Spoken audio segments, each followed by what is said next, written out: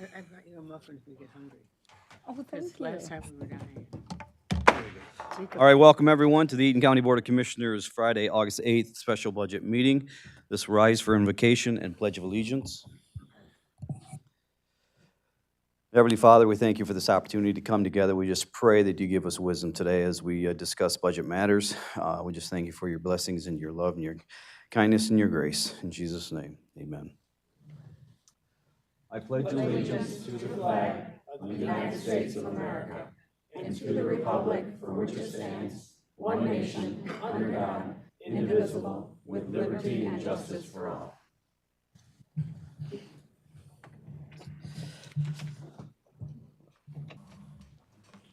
Okay, I can't say Madam Clerk because she's not here, but Claudine, would you do the roll call, please? Chris Arndt. Jason Peak. Here. Brandon Haskell. Here. Jeannie Pearl Wright. Here. Jane Whitaker. Here. Mark Moudry. Here. Kyle Jones. Ryan DeRocha. Here. Jacob Toomey. Here. Scott Hansen. Here. Nicole Christensen. Here. Frank Holmes. Here. Keith Barber. Here. Jim Mott. Here. Chris Arndt.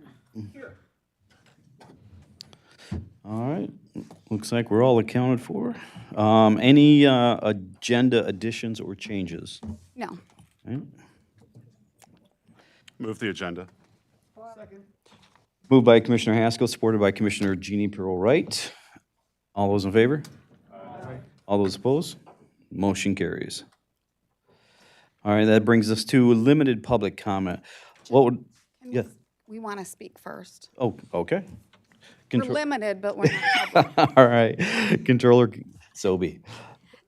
So what we wanted to talk about today is we have outside agencies that are here to speak, and then obviously there are members of the public as well for the cuts that were made. We talked about CMH. They're going to get up and have a discussion regarding a legal opinion that they have. So rather than to have them give discussion and it kind of, like, what are they talking about? We wanted to go over our legal opinion first and the impact that the reduction we would make. We have to put in $330,000. That's the required contribution. And if you remember, it was reduced by 100%. So we have to put in that amount, but any amount that we don't match over that, there's a loss of state funding, and that's what CMH is going to tell you. So it has a larger impact than what is just a $500,000 cut or a $700,000 cut. So Ben, if you want to go through the legal opinion and the analysis that you did this morning, thank you.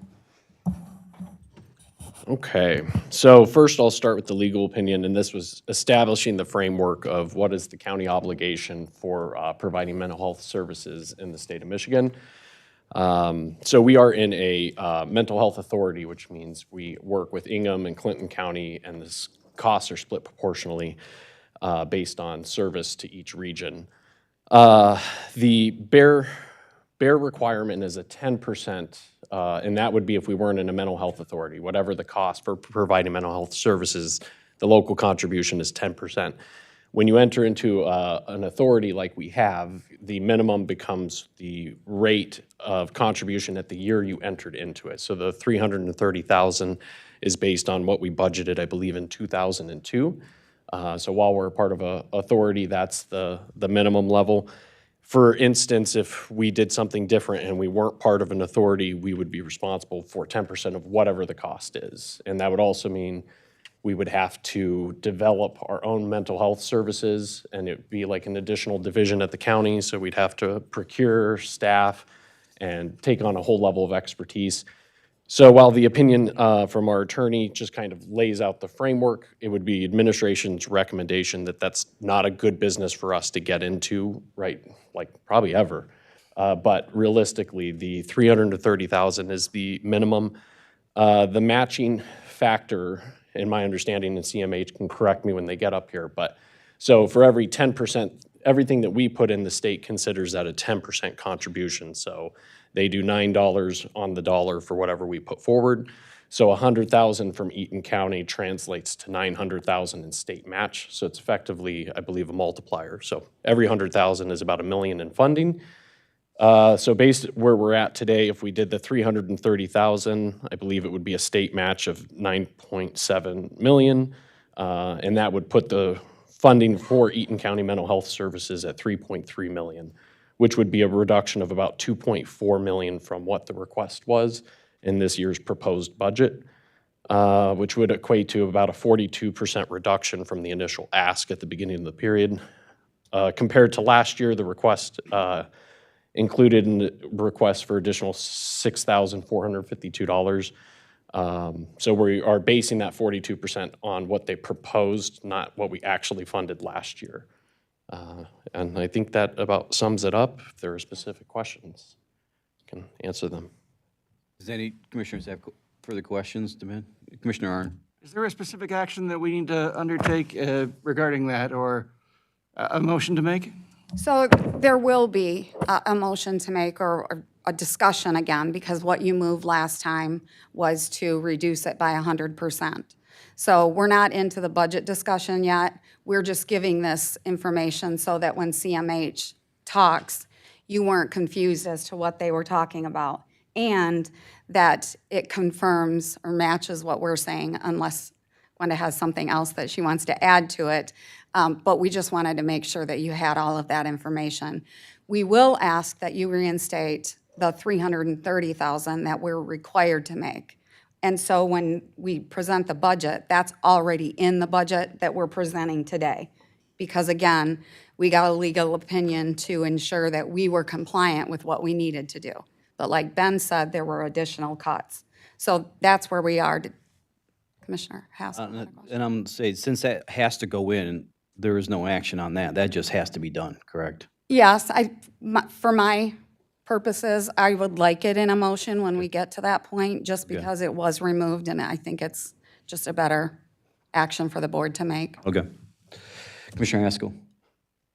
Yeah, I think it would require a motion just because our status quo right now is 100% cut. So I want to make sure we do it correctly. But so if I'm understanding, if we reinstate only 330,000, it's a loss of $2.4 million of state funding?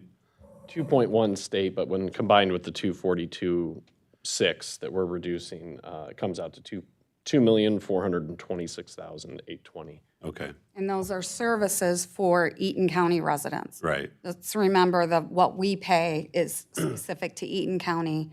We're in an authority, but they all pay, like Ben said, a proportion. Okay.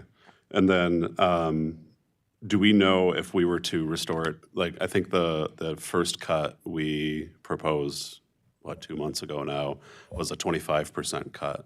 30%, 171,000. Okay. Yep. And what would the loss in services be at that level? At that level, it'd be 171,805 from the county, and this is for general services. We also have jail services, so this is just a discussion of the general services.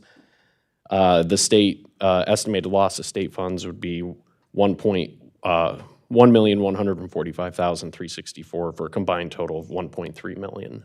Okay. And that was from the May special board meeting. Okay. Thank you. All right, if there's no further questions, we'll go into public comments, and you usually just limit it to like 3 minutes, but because of the sake of this discussion and the importance of it, we're going to give the outside agencies, we'll invite them to come up first, and then speak, and we'll give you more time if needed. So let's open it up for public comment.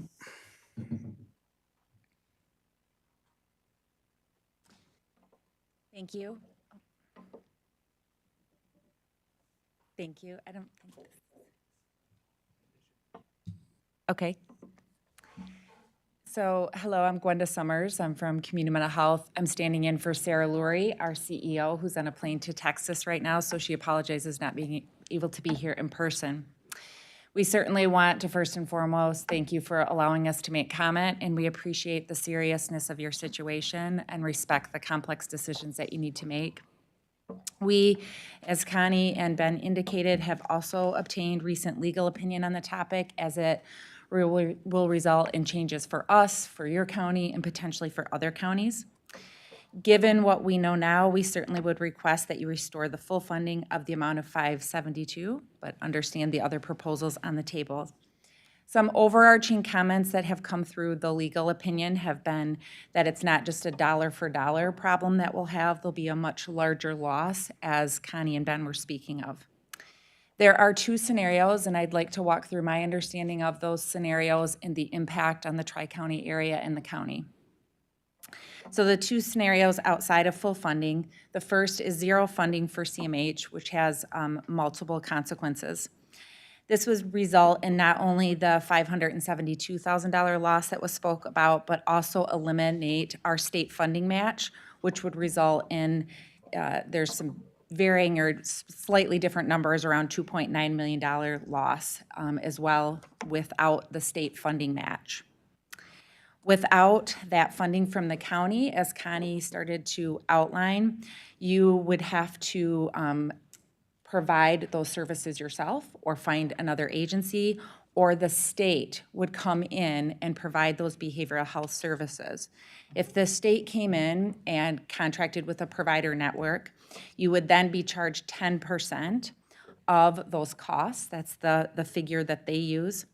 Last year, we're estimating that we spent $30 million in services in Eaton County, so 10% of $30 million would be that $3 million. So that would actually result in additional funding or additional cost to the county, as Connie and Ben spoke about.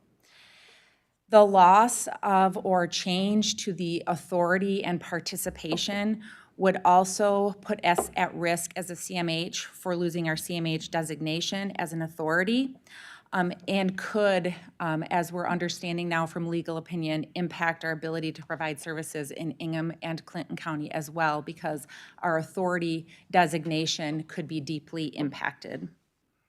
So this could have a devastating effect on the Tri-County area as well. The reduction in the amount from the $572 to the minimum contribution, this we are still analyzing. We do have legal opinion on that, and we're still researching the exact impact. However, it would, as they were indicating, decrease the percentage of state match we get. So if we go down to that minimum allocation, we will have to take the percentage that it's reduced, and that will also reduce, as Ben indicated, that percentage that the state gives for Eaton County residents as part of their allocation. So it would be the $242 roughly $1,000 that you don't contribute, but also we would have millions of dollars of loss from the state in terms of their contribution for Eaton County. That would reduce service availability and services that we can offer. The extent of that is what we will have to analyze in the days to come. We certainly want to mitigate and do the best we can for consumers, but that change as well will necessitate, as we understand it, an exact percentage of loss of drawdown from the state, and would require that we change service allocation based on that.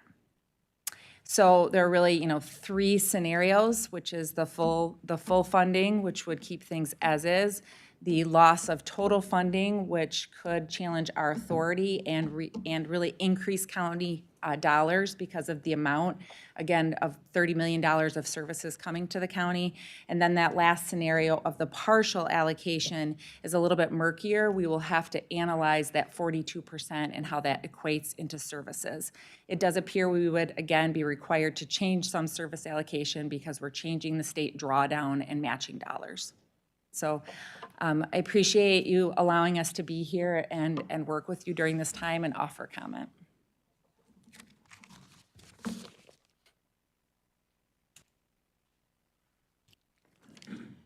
Good morning, Commissioners. My name is Katriva Bisbee. I am a resident of Eden County. I am also the president of NAMI. NAMI is the National Alliance on Mental Illness.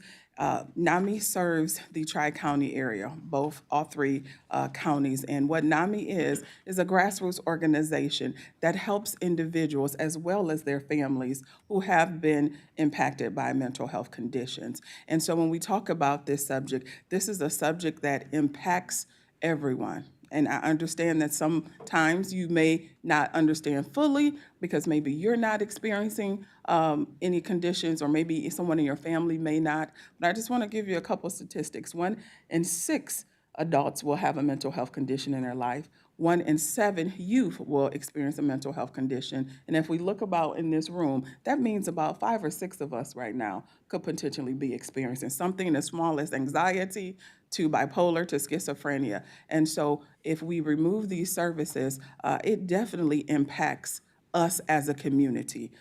These services are provided in schools, they're provided in our jails. And so if these youth, if these adults are not getting these services, guess what?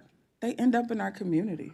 They are unregulated. They may end in your backyard. They may end up trying to break into your house, right? And so we want to make sure that we're providing those services where these individuals will be able to be stable and that they can be a part of our community and be successful for some of them.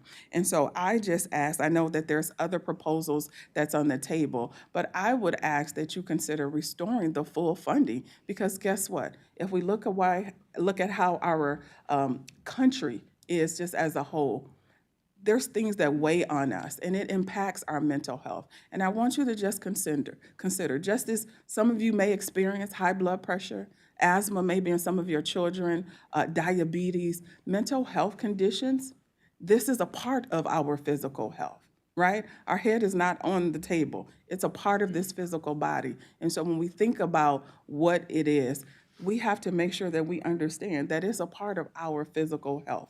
And so again, I ask that you restore the full funding for these services. Thank you.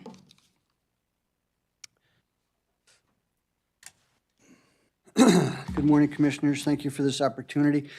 I'm Dr. Scott Struck, licensed psychologist and the supervisor of the Eaton County Counseling Center, which I've done for 26 years.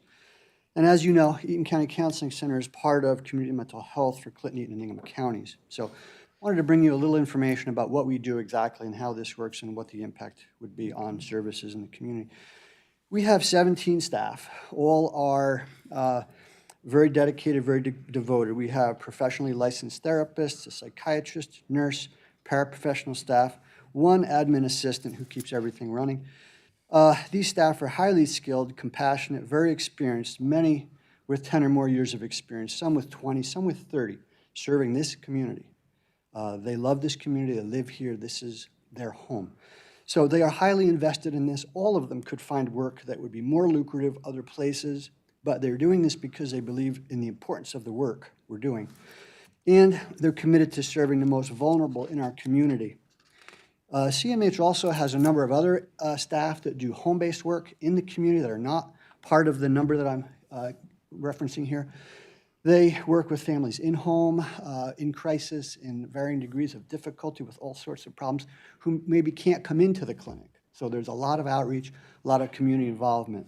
Same is true with the adult staff who are struggling to work with clients that are receiving an ACT level of care in the community. So community mental health provides a wide range of services to young children, teens, families, persons in crisis, intellectually and developmentally disabled persons, people struggling with some substance use, people doing their best to manage severe and persistent mental illness, such as schizophrenia, mania, mood disorders, psychological trauma, abuse, self-destructive impulses, suicidal ideation, you name it. Pretty much any problem, we have seen it and we have been able to address that. We serve people with acute mental health crises, which may require psychiatric hospitalization, which of course we are the authorization unit that provides funding and authorization for all of those admissions in the Tri-County area. So as you're likely aware, we provide 24/7, 365 crisis services to any resident in the county, regardless of insurance status or ability to pay. And at any given time, any of us could need those services. If it's not us, it could be a family member, a neighbor, a colleague, a coworker, someone in the community, as our colleague from NAMI reported, could be experiencing difficulty that would require CMH involvement. The work we do at Eaton County Counseling Center and in CMH makes a direct and important impact on the residents of this community by helping them succeed in employment, maximizing their functioning as parents, managing severe symptoms of mental illness, coping with trauma, managing grief and loss, functioning interpersonally, avoiding incarceration, establishing sobriety and maintaining it, participating in school, maximizing their odds of being successfully educated, reducing school truancy and dropout, reducing the prevalence of bullying and school violence, ensuring that persons coping with mood problems and challenges do not act on or succeed in suicide, helping families remain intact and prevent lapsing into violence within the family, just to name a few. We have treated all of these problems and many more. In 2024, it's my understanding that the residents of Eaton County have received a total of $30,024,680 of Medicaid-funded services. $30 million. That's a staggering amount, and that demonstrates the need we have in this county. All of those services are medically necessary, all authorized. There is nothing provided that is unnecessary or unneeded. Without those services, thousands of Eaton County residents would go without needed treatment. They could spill into surrounding communities for emergency care and treatment. They might regrettably occupy jail space in the Eaton County Jail, could wind up in homeless shelters or be living on the streets. And let me point out that we have no men's shelter in Eaton County. So that could be a problem because then people are living wherever they can. And we certainly don't want to see that. That's not healthy for them or the community. If without services that we provide, people would lose employment, experience domestic violence, fail in school, be suspended, experiencing life-altering trauma or abuse. And so in our society, you all hear reports nearly daily about the need for greater mental health availability and services. And I believe very strongly this is a critical need now, more so than ever. And I have only seen this increase year after year after year for the last 26 years that I've been here serving this community. Without CMH, there is no mental health safety net. There would be no place for many people to go for help. And while I fully understand the complexity and the pain and difficulty that this current fiscal crisis involves for everyone in this room, I strongly urge you to reverse the 100% reduction of the general allocation to CEI, returning it to full funding of $572,682 so that all these critical services may continue. I also would like to refer you to a letter I submitted to Connie for inclusion in your packet from one of our consumers who cannot be here today but who's been impacted by our services. Her name is Rhonda, and I hope that you can take a look at that and hear from her heart what this means. I'd be happy to answer any questions or provide any other information. Well, during public comment, we don't Okay. go back and forth. So Very good. thank you for your comments, though. Thank you.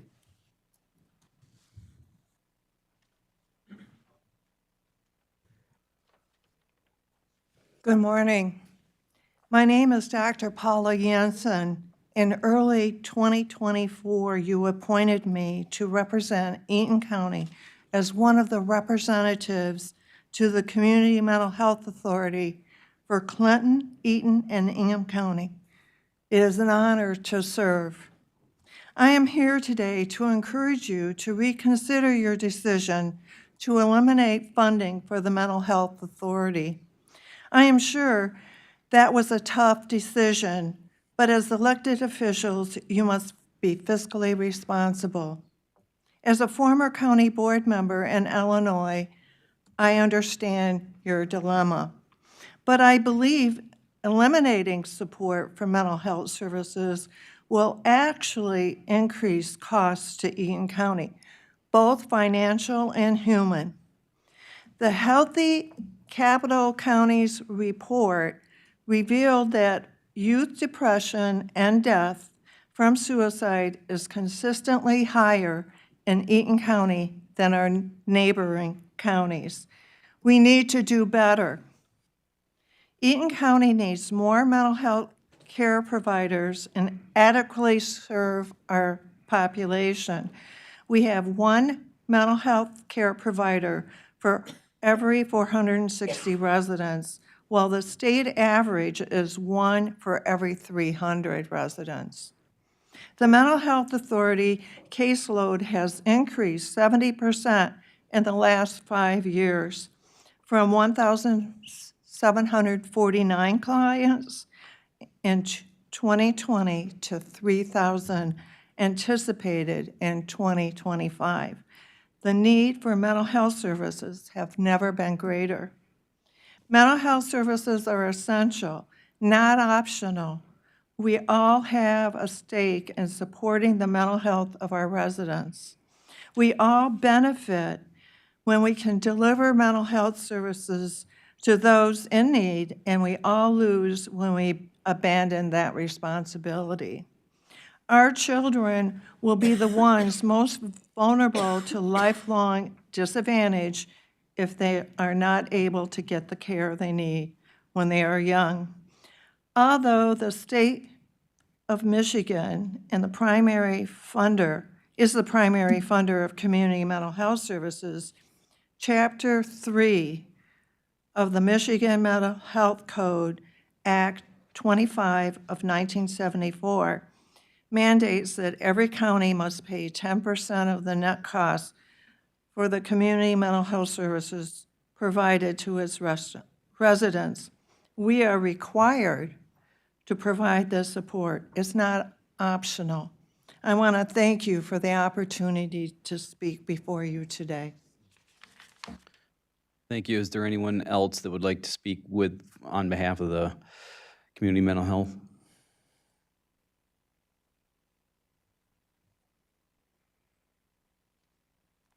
Good morning. My name is Jason White, and I'm an Eaton County resident. In 2024, I was appointed to the Mental Health Board by this body of commissioners. I wouldn't have been in a position to be appointed if it were not for community mental health, specifically the Eaton Counseling Center. Even though they occupy a small building, CMH has a large presence in Eaton County due to the services they provide themselves. The Eaton Counseling Center sees everyone in our community regardless of insurance. That is what makes them stand apart from other providers. CMH anticipates an over 70% increase in Eaton County residents being treated this fiscal year. Mental health should be treated the same as physical health. Gutting the funding to CMH will hurt the community. It will cripple its growth. I understand cuts are needed to balance the budget, and I know it is a hard and difficult task. But the proposed cuts wouldn't give the agency the opportunity to survive as we know it. Please reconsider restoring full funding to CMH as it is a much-needed resource for our community. Thank you. Thank you.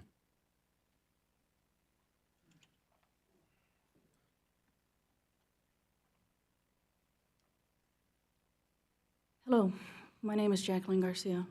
I am an 8-year military veteran, and I utilize the services here in Eaton County. With that being said, me being a 100% disabled veteran, I know my services can be provided through the VA. Unfortunately, in this area, there is a very, very, very huge drought for mental health professionals. I also want to point out I'm a single mother of 3 children that utilize mental health care. The VA doesn't provide that for them, and that would be coming out of my pocket. And being 100% disabled, I'm on a fixed income, and I can't provide that for my children. you also have to realize we live in one of the poorest counties. And mental health crisis is running rampant. And with more and more farmers and people losing their jobs due to the economy and the tariffs and what's going on politically, I think it would be very unproductive and very irresponsible to take away these services. As pointed out, our youth are our future, and if we can't provide basic needs, care, and that goes for mental and physical health care for our kids, what's next on the chopping block? Our schools?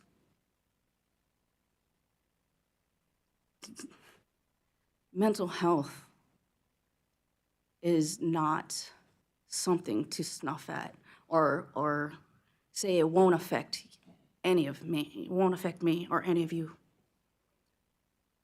All of us know somebody who's had a breakdown, at least within the last couple years since COVID. All of us know the amount of stress and pressure that we have to deal with on a daily basis. And that's being amplified onto our children. That's what we need to take accountability in. That's what we need to take a thought and really think about what we're trying to leave as a legacy, because your seats will be filled. But do you really want to be known as the people that cut mental health and put our county into a crisis? Thank you for your time. Thank you.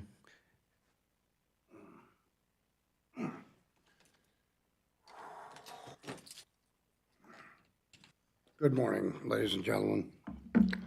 My name is Michael Wells, and I have been a client of community mental health since 1982. Back then, for those of you who remember, our country was once again going through an economic downturn.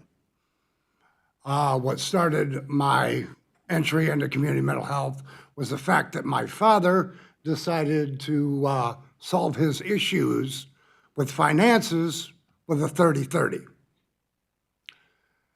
I have been a client ever since. I'm not going to tell you economic tolls and all of this. I am going to explain to you what I have seen over the decades with the other clients and myself, what is going to happen with the budget cuts to each and every one who has these issues.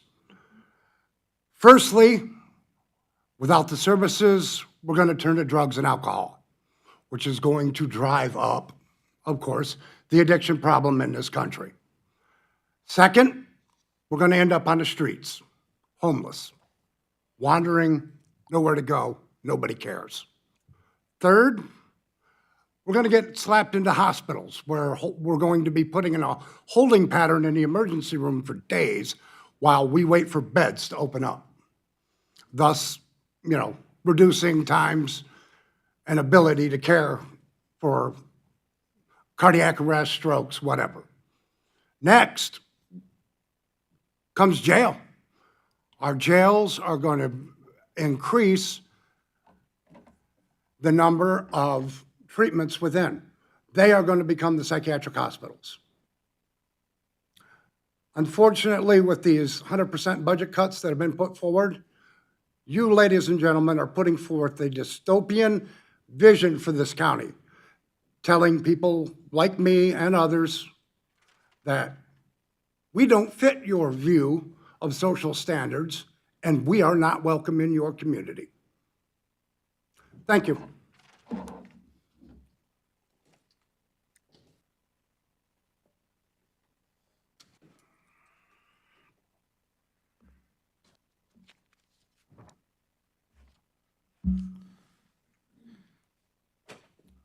Good morning, Chairperson Rott and Vice Chairperson Drosha, and the members of the Eaton County Board of Commissioners. Thank you for the opportunity to speak today. My name is Dr. Evan Goodman. I am a full licensed psychologist in Michigan and Indiana, and I work for the Tri-County Community Mental Health Authority in the Eaton County office next door. I am also a Lansing area native who chose to return to this area after my educational and professional journey took me to places far from here. I previously worked at Park Center, a community mental health center in Fort Wayne, Indiana. I've worked at Children's Hospital in Washington, D.C., Johns Hopkins in Baltimore, Maryland. I work with people who are deaf and hard of hearing and communicate with sign language. I've worked as a sole mental health practitioner among teams of doctors and nurses in medical settings. Additionally, I volunteer some of my free time as a trail coordinator for a hiking and biking trail in the part of Lansing that is in Eaton County. I currently work as a behavioral psychologist for persons with severe and persisting mental illness, while also behaviorally supporting adults in our system who have limitations in their ability to live independently. I'm here today to speak on behalf of my work role at CMH. I'm here today to speak about the proposed funding elimination for this agency as well as other similar agencies. Psychologists do many things. One of them is to provide consultations to the public. I'd like to present another angle in the budgetary discussion by providing a consultation to the members of the commission today. Everyone here today knows that there are critical budget shortfalls in the county, and it does not need repeating that cuts are inevitable. While there are a few shortfalls in the county, while there are a few points one could make, like the adherence to the Tri-County Compact that was mentioned earlier, and applicable state statutes and ordinances, I'd like to present an additional and broader consideration. Decisions and changes made for the upcoming fiscal year will have significant impacts in the near term and the longer term future. Importantly, these types of funding eliminations tend to negatively affect and further raise budgetary needs and, in essence, causes more shortfalls down the line from a government budgetary standpoint. I would like to note some of the ways that this can happen and why it is important to preserve all funding for these services, including community mental health. Community mental health agencies exist to treat and serve clients in the community as a way to support their recovery and their ability to participate in the community and the economy while not needing to silo people away in psychiatric facilities. The presence and availability of community mental health services not only serves to treat emotional difficulties and mental health diagnoses, but perhaps more importantly, to help prevent the cascade of negative social effects and outcomes of untreated physical and mental illness, of which the cost to society are great and can far exceed the monetary value of their funding and revenue.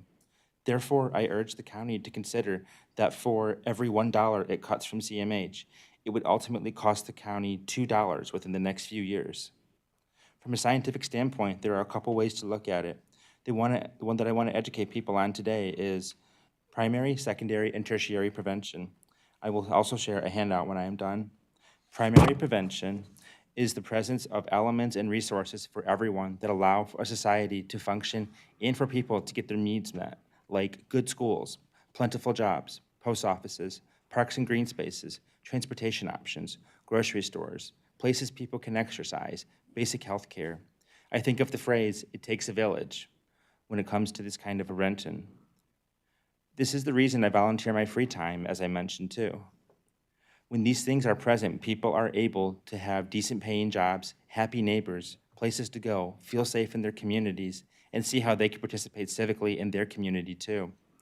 Secondary prevention is things like services that are designed to help at-risk populations or persons who show signs of difficulties but haven't had full-blown effects. They exist to prevent the immediate effects of an issue such as violence prevention programs, substance abuse intervention, mental health counseling targeting at-risk populations, medications for mood disorders, early substance abuse intervention. Tertiary intervention is a kind of intervention that deals with the problem after the negative effects of the problem have occurred and these need remediation. Examples are incarceration in prisons, someone losing their driver's license due to too many DUIs, GED programs for people who didn't finish high school. The court system is a big component of tertiary intervention, where these issues began and worsened long before the courts got involved. While the category distinctions can have some shades of gray, the idea is that the primary and secondary prevention is often far more effective and far less costly to governments and civic budgets than tertiary prevention and remediation. And the proposed cuts to CMH in similar agencies serve as important entities that deliver early prevention rather than remediation. The message I want to pass on here is that the proposed budget cuts to CMH and other agencies in the county may save what feels like a lot of money up front and may help balance the budget today, but then it will lead to more costly and socially harmful outcomes in the near future. I strongly urge the members before me today to reconsider eliminating CMH funding as a method to better balance their budget over time. Thank you. Thank you. Is there anyone else?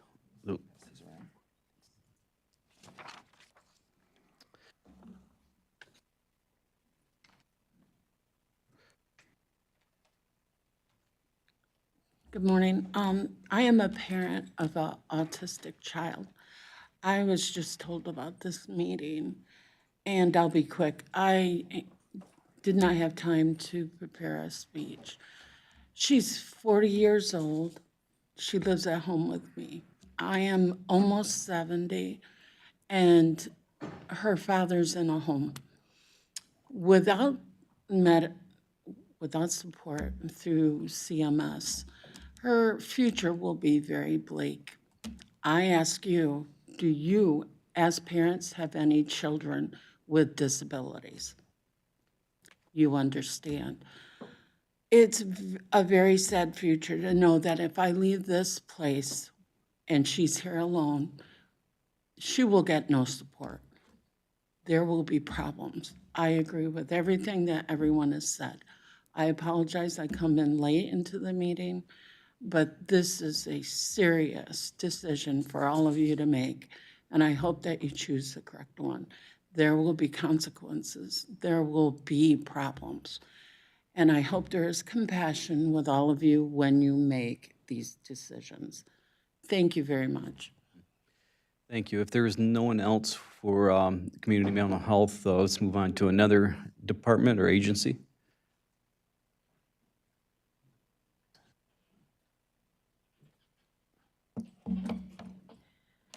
I would like to extend my condolences to this group. I know it's very difficult. We have many agencies within the county, and you've had to listen to them all, present valid concerns, pressing concerns.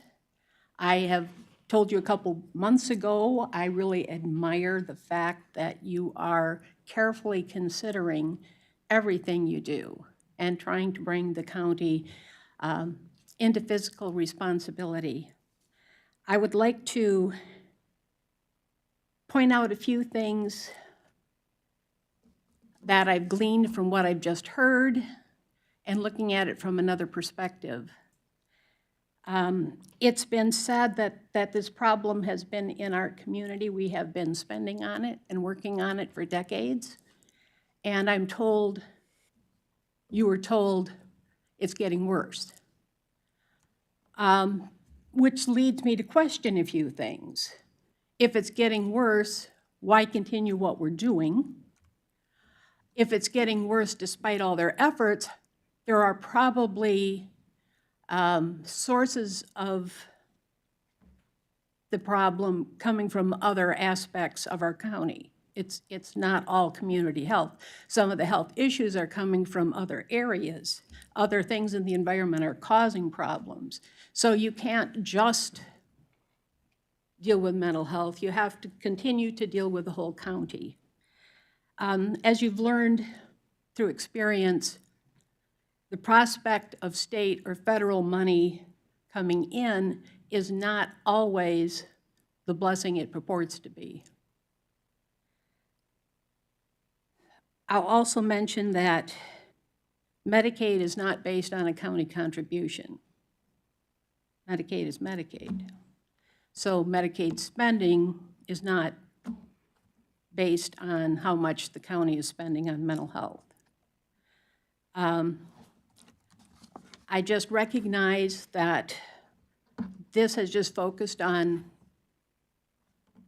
one element of the county. You've heard from many others. You'll hear from more. And I recognize that this is something that you're seeking a balance in. And I'm sorry you're faced with this, because it's got to be hard to hear needs presented, and you can't give everybody everything they want. Thank you.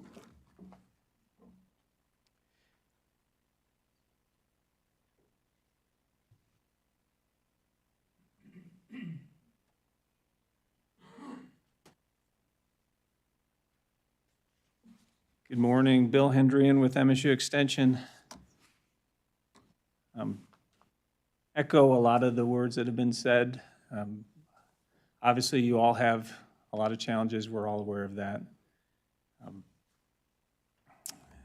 I've submitted a detailed letter that will hopefully provide some guidance, and in return, we are asking some guidance as well based on the decisions that will be made by this body. So I'll leave that to later. I just wanted actually just some brief comments. Over 100 years ago, the State Agricultural College, a land-grant institution charged with providing evidence-based education to everyone in the state of Michigan, was given the right by the legislature to contract with local bodies of government, the local county boards, in order to provide those services, to set up the extension service that we're familiar with today, that's been in existence for over 100 years. To have that local partnership where educators, program instructors, in the old days called agents, you might remember your agriculture agents, placed locally in each one of those counties so that they could serve the local residents of that county, to bring that evidence-based information, to apply that knowledge to critical issues that arose throughout those communities. It started out as we are an agricultural state with agricultural issues. So we had agricultural educators. And in rural areas where healthcare was not as accessible, we added health education. And then communities needing to develop and to utilize the local resources, we applied information in that regard. And then finally, building the leaders of tomorrow, the youth development and youth education was a huge component. And that's essentially MSU Extension.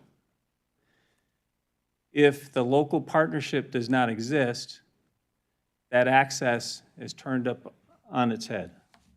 That ability to provide those local services to the residents is turned upside down. When critical issues arise like the drought that we've had, when we have too much rain, when we have highly pathogenic flu that affects flocks and herds, those issues arise and require the knowledge to be applied to those issues to help solve those issues. That's where Extension has come in, and that's where Extension will always come in. But it's that local basis, that local office that provides that outlet. So we've entered into those partnerships where I can say confidently that for every local dollar invested, there's a return on that investment for 3, 4, 5, and more dollars for that local investment. That's been the conduit for that. Importantly, the 4-H program coordination, that local 4-H program, connects to that local office and to that local community. And we've heard stories about prevention. I've heard it say, put a chicken in the hand of a youth and you'll spare a lot of trouble later. And there's a lot of truth to that saying. And we've got a new campaign, advertising campaign coming out just promoting 4-H called Beyond Ready. And it's just based on statistics. It shows that 4-H youth are beyond ready to serve. Many of you probably participated in some form or fashion in 4-H. So it's made a difference for over 100 years, and it continues to make a difference. And will always show up will always be there, will always rise to the occasion. It's just that much more difficult when we don't have that local partnership that we've had for so long. So we are tied, most importantly, to the local community, and in this case, it's Eaton County. With that said, we understand the difficult challenges that you're facing. We're facing those ourselves internally. But we would ask you to consider those facts when you make these decisions. I've laid out in the letter, and it's kind of in stark terms, this is what the funding that we asked for, this is what the next level that we could do and we could provide for it, and this is our last-ditch effort, and willing to work in any form or fashion to continue to provide those services to the county. And it would be my hope that we could be able to continue offering that open door just down the road where folks can come in off the street.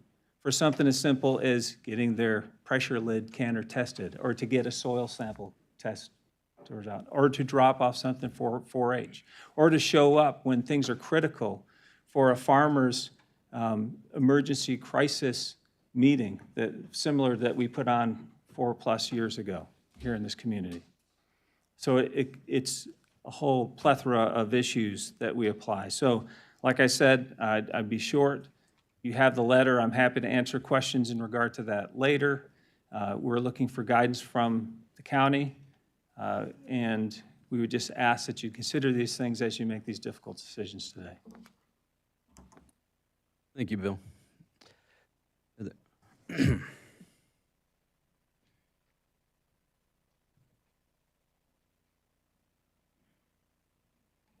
Morning, everyone. My name's Colette Scrimger. I'm the health officer for Barry Eaton District Health Department. I've been in that role since 2012 and have served the Barry Eaton District since 1998. And over those years, I have certainly seen many times of expansion and contraction, both at the county and at the health department.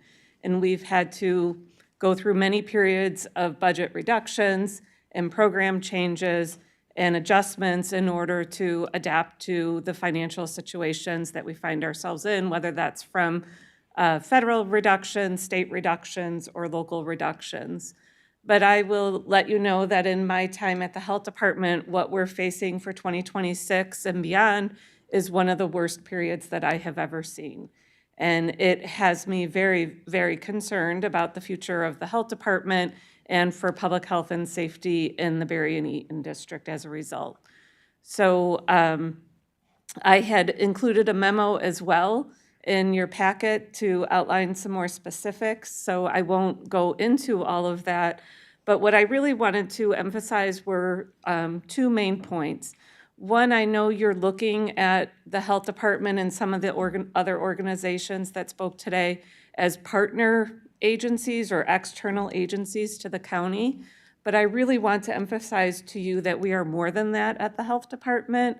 The county itself has an obligation to provide public health services. It's just many years ago, back in 1969, Eaton County chose to leverage resources and save some funding by partnering with Barry County in order to do that together. So the obligation is on the county to provide those services, and that's why you're required to provide funding to us. And without the district, you would be providing those services directly, and much like you heard from Community Mental Health, it would be at a much greater cost. And so the reduction that you provide to us poses a greater risk, because we now will also see a reduction from Barry County, your partner county in this endeavor for public health. And so we will lose funding from that as well. And in time, if we are unable to fulfill our obligations for providing public health services and the district dissolves, then the responsibility for public health will fall back on the county's shoulders. So as I detailed in my memo to all of you, I certainly came up with a solution to the 50% reduction in local appropriations that you approved at your last meeting, because I have an obligation to present a balanced budget to my Board of Health next week. And so, so the two solutions that I presented were to increase our environmental health fees by 50%, which certainly will have an impact on our businesses and individuals who need services from our organization. But that's the easier one to do, to have people pay for the services that they need.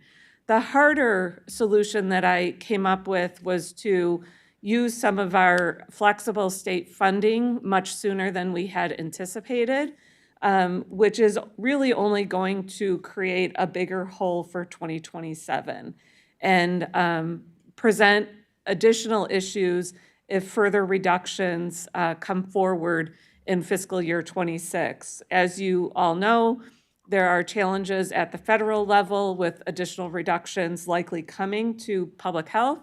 And even the state of Michigan is looking at some potential reductions that we are not aware of. We aren't aware of the full extent of them yet that could affect the health department in 2026. And so by using these state dollars to fill the hole that the local reduction poses for us, it really leaves us in a bind if and when additional reductions come. And then on top of that, as we look to fiscal year 27, we will face a bigger hole since the dollars we had intended to spread over fiscal years 26 and 27 will have to be used solely in fiscal year 26. So this is not a great situation for the health department. It is definitely going to impact the services that we are able to provide. Like you heard from community mental health, it will also put us into a reactive mode instead of a preventative mode, which only costs the community more in the long run. And so I strongly encourage you to reconsider your options with this and go back to the books and look at it and be as creative as you can. As I said, I have a solution for the 26, but it's pushing us into a corner that really hurts us in the long run. So I'm happy to answer any questions when the time comes. Thank you. Thank you, Colette. If that is it for the agencies, we're going to open it up to general public for any other comments. And I am going to reinstate the 3-minute limit. So if there's anybody else that would like to address the board. All right, seeing none, we will move on. All right, that brings us to the 25-26 budget discussion. So we just heard from the external agencies.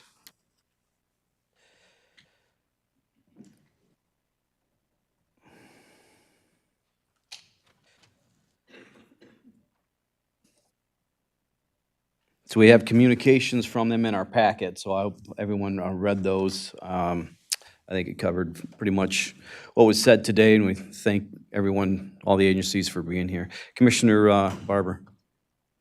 Yes, thank you, Chairman. I would like to hear from the administration or the administrator. What happens to the county if we can't fund our constitutional requirements? Or we have these agencies that come in and, you know, we have state legislation that says we have to mandatory fund, right? CMH and behavioral health, just 2 examples. What happens if the county has no funds to fund those? So as we've talked throughout the budget process, the county's, I think, biggest challenges have been that our revenues obviously are not meeting our expenses. So as that continues to grow, what would result from that is the inability to pay debt that the county has. That includes pension debt, unfunded liability for any of our benefits, past employment benefits. It also, as far as the debt is considered, the county has entered into debt for various reasons, including the debt for that we issue our full faith and credit. So we're talking about not just county, but also full faith and credit. If there's any chance in which we cannot meet any of those obligations, any mandated services that we cannot meet, then the state is going to look at us. I can simply look at the pension as the best example because we have to file what's called a PA 202 report. In that report, if we are not funded at least 60%, we have to every year submit a plan, corrective action plan that the state has to approve. If it's not approved, they're going to come back and they're going to force us to make changes to that plan. If we have no funding to do that, you're going to be looking at additional cuts. When those cuts cannot be made, now you're going to look at the state stepping in and actually looking and making the cuts for you. So we've heard about emergency managers coming in. It's a little bit different now, but the state can, Treasury can, bring in an emergency manager if I'm failing to make those cuts, because that's my responsibility. If an emergency manager cannot correct something, or we cannot, we could ask to file for bankruptcy, which my understanding now is we would have to go through the governor, who would have to authorize us to file that. If we're not authorized, then an emergency manager, someone would definitely be appointed from the state perspective, or this board would have to tell me to make the cuts. Where we're at with cuts right now is actually what we're doing. So you're telling me now to make cuts. I'm telling you we need to make cuts. So we're already at that point. If things get worse, we're going to end up in the situation I just talked about. So you're going to have somebody else telling you how to run your county, rather than you meeting your budget obligations within the revenues that you have. So obviously, this board, which consists of 15 members, has an awful lot of obligation to your constituents, to your employees, and to other agencies that we must fund. So the biggest concern that I have is this being taken out of your hands and put in the hands of someone else, and the impact to the community and to what services we provide internally. I know that's a longer probably answer than you want, but it would be something that I think we know we're trying and have been trying through the millage proposals that we put on the ballot, and now through these cuts to ensure we don't get to that place. Is it going to be productive, what you're adding? So I would just say in, doing some quick research on it, but, City of Detroit had to go through bankruptcy as well. So that involves the courts. It also involves the state legislature. And in that piece, I believe in total, they ended up paying close to $177 million in fees just to navigate the process between mediation, attorneys, and consultants. So the bankruptcy itself is not a free process. It took the City of Detroit, I think, close to 17 months to resolve. So it's also a protracted process, at which point you're still having to manage the business of the county. Things don't just fold up and stop. It's just you add a layer of a ton of administrative work between your debtors or your creditors. And then also with that includes like negotiating with retirees. And that was part of what Detroit went through because they were authorized by the legislature. So anyway, we have nothing but painful paths ahead of us, right? And so I think to your point, the pain is not isolated, and if it got worse, it would continue to be a very difficult process, especially if we were unable to meet our obligations. I'm going to add to that. It's to the agencies that we're cutting. We do not want to do this.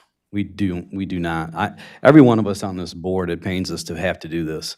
And I know there's a sentiment to reinstate some of the funds back in, and I understand that. Taking from my own experience, I mean, I grew up in farming, and I currently farm. So I've used the extension. Our farm has used the extension probably more times than I can count. 4-H was my life when growing up. I loved it. It helped shape me, and I'm sure it did for some of you too. But I can't take my emotions and override my logic. And our logic says we are hurting, and we are headed for some serious trouble if we don't make these serious cuts. So, as we go in and, do some vote, if there is any motions to add money back in, we're gonna have to find some places to take it back out, and that means internal, departments, in my opinion. So, with that, Commissioner Toomey.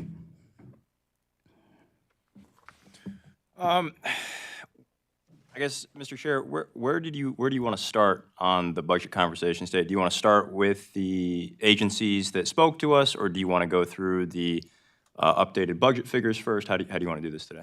Well, if we get an overall, I think if you have of how you want to do a presentation of the overall budget and where we stand, so we kind of have a,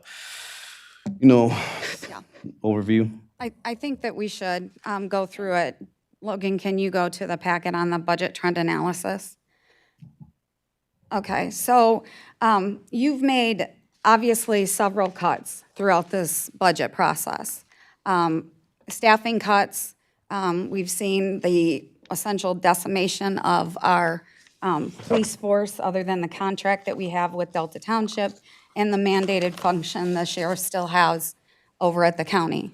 And you did accept the recommendations last month, didn't make any changes to what the sheriff had put in last month. So I will indicate here what you're looking at looks really good in terms of what we've seen over the last 10 to 15 years at the county. Because going out 5 years, we have always shown a deficit every year. But with that, I want to talk about some things that are upcoming and then any unknowns that you may have. So you can see now that our revenues are down based on, 45 and 24-25, 45 million, down to 42 million. That's the result of our tax revenues going up slightly, some other revenues going up, and then the reduction of the Delta Township expenses, the amount of revenue coming in. So we took, this is going to be a long discussion, so bear with me. We took Delta Township out of the general fund. Because it is now fully paid by Delta Township, the only revenue we show coming in here is the revenue for the 15% administrative fee, which is split 33% that we're obligated to put into MERS. So you don't see that as a revenue into the general fund because we're going to place that into our retirement fund. So the $733,000, if you look for the Delta contract, that is the difference between the 15% and what we are obligated to provide to MERS under our contract. And which is obviously a responsible action by this board when you adopted that contract because it's assisting us to fund our unfunded liabilities.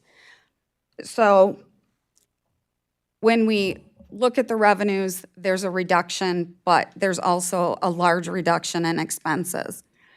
The reductions that you made from the start of this budget year that include the outside agencies, any outside agency contracts that we have not determined whether we will do those. That includes planning and zoning. It includes a portion of what's funded through the Waverly School contract, the contracts with Oneida, Windsor Township, Maple Valley, and Vermontville. So those numbers are not in here, and you've made those reductions. So thus far, you have reduced the budget by $12 million, over $12 million, which is substantial. And again, at the start of the budget process, the number that we were looking at is the number of requests that departments made. They didn't request to add positions. They requested their normal expenditures with projections out. We then modified those. So the $12 million is not just personnel. there's about 10 million that is the result of personnel. Large cut, but still creating an issue if we don't manage everything else, which is what you're looking at here. When I say manage everything else, go down to where salaries are. We added in a MERS annual additional payment. So there's two pieces to this.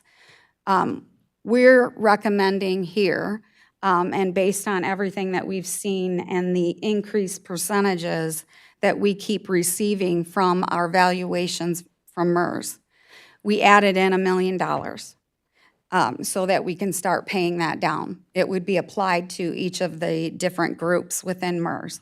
One of those groups for next year has 140% contribution that impacts our budget and any outside agency police services contract.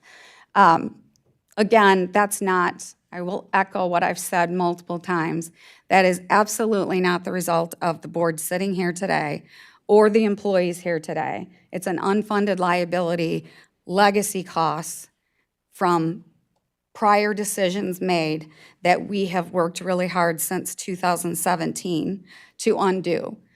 But in order to provide financial stability, which was the entire goal of going out for both millages and listening to the public and what they said, reducing costs, we increased cost so that we can reduce our future costs, if that makes sense. So I know I've talked so far a lot. If somebody has questions on what I've said so far, I'll take them, and then I'll continue to go on for a longer time. Anybody got any questions at this point? Nope. Okay. So we also added a contribution beginning in 26-27, and again, this is all general fund contributions, of $500,000 with an increased of 15% increase going over the course of the next 4 years. The reason for that 15% increase is the fact that health insurance costs are obviously going up. Could that change? Yes. Could it go down? Yes. Will it? Probably not. What we're seeing right now from Blue Cross in surrounding states and then the renewals that others are experiencing in Michigan is pretty heavy. It's between 15 to 21% was in Illinois. Those are significant. Last year, we received 18%. And I'm going to speak on behalf of the employees here. They obviously rely on the coverage. They do pay for the coverage. We can reduce benefits, which is not beneficial to the county as it stands today. It increases the amount of leave for our employees because they're not going to receive the health care that they're currently receiving if you increase your deductibles and your copays.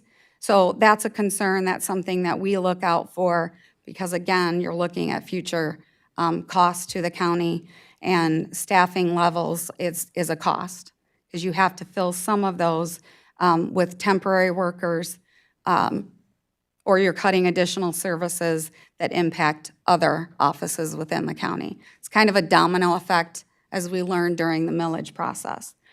So we took those actions in what we're presenting to you today. Supplies, you'll see that we had $12 million in 24-25. That's been reduced by down to $9.7 million. Again, that's a good look, but every department basically kept everything the same other than anything they knew they had to have. Like if it's a subscription in my office, it would be our entire financial system and any other software that is charged to a county department, not to the computer fund. That's a separate issue. So they kept them at base level when we said we needed to make cuts, which is a good cut. We increased it by 2% My recommendation, which I did not include in here because our model has always been 2%, would be that we have to amp that up a bit due to the fact that there will be contracts. As an example, our software system, we've told you, is outdated. It's going to be at end of life. But the contractor that we're using right now has indicated they can extend our contract for 3 to 5 years potentially. But our services are reduced. The timing of when we get the services to recover from any down software time, Melissa will panic immensely. Melissa, with the current system that we have, spends hours per week maintaining the functionality because she has the experience to go in and make changes that normally we would have the vendor do, but we need it at the front. If we're going to pay our accounts payable, we need to have that fixed by the time of the board meeting, or for weekly payments, or to pay our employees. Long discussion there, but again, I'm going to have to recommend that that 9.9 million for the next year at least go up probably by 150,000, which will impact going out. That's just projection. We're not talking about what we would be adopting this year. The child care fund, this is a long, I'm gonna reduce it because it's a very long discussion. Child care fund, we're responsible for caring for the youth of the county. We have a youth facility.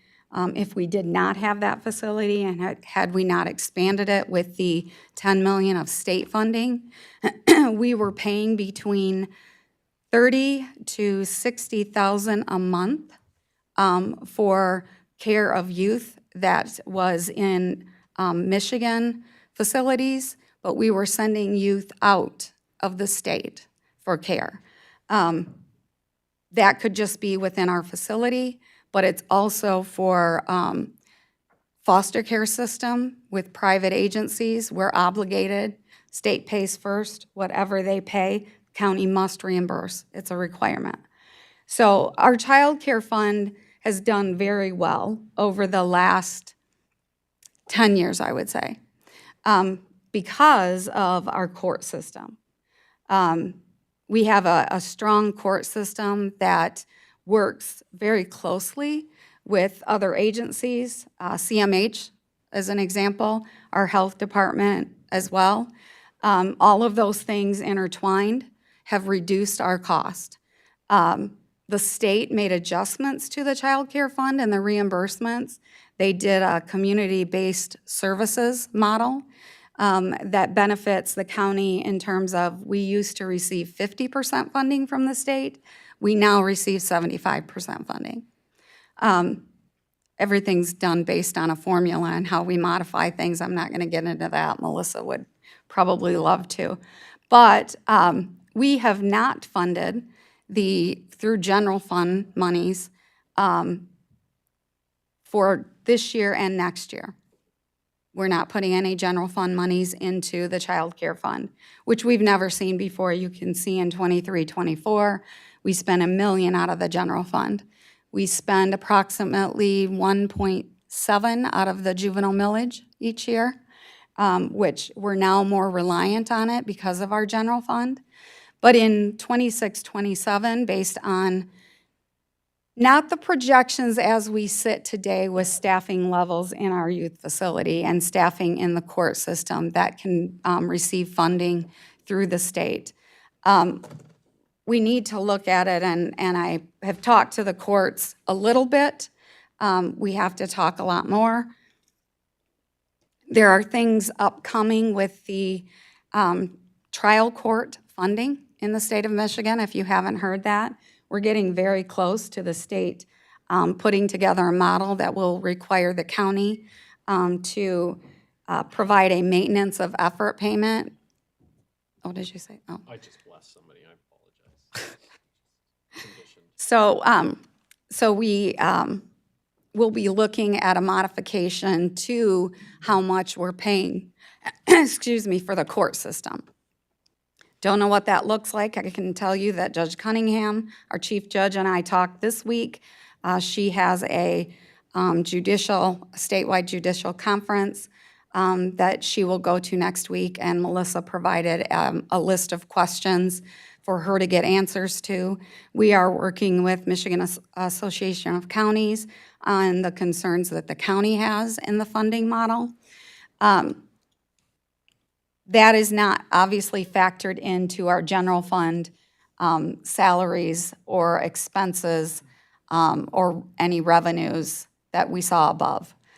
It's not factored in there. But what we did with the $525,000 that we put in for 26-27, in looking at, I think it was 19 bills that juvenile justice system received, and I believe there are more coming.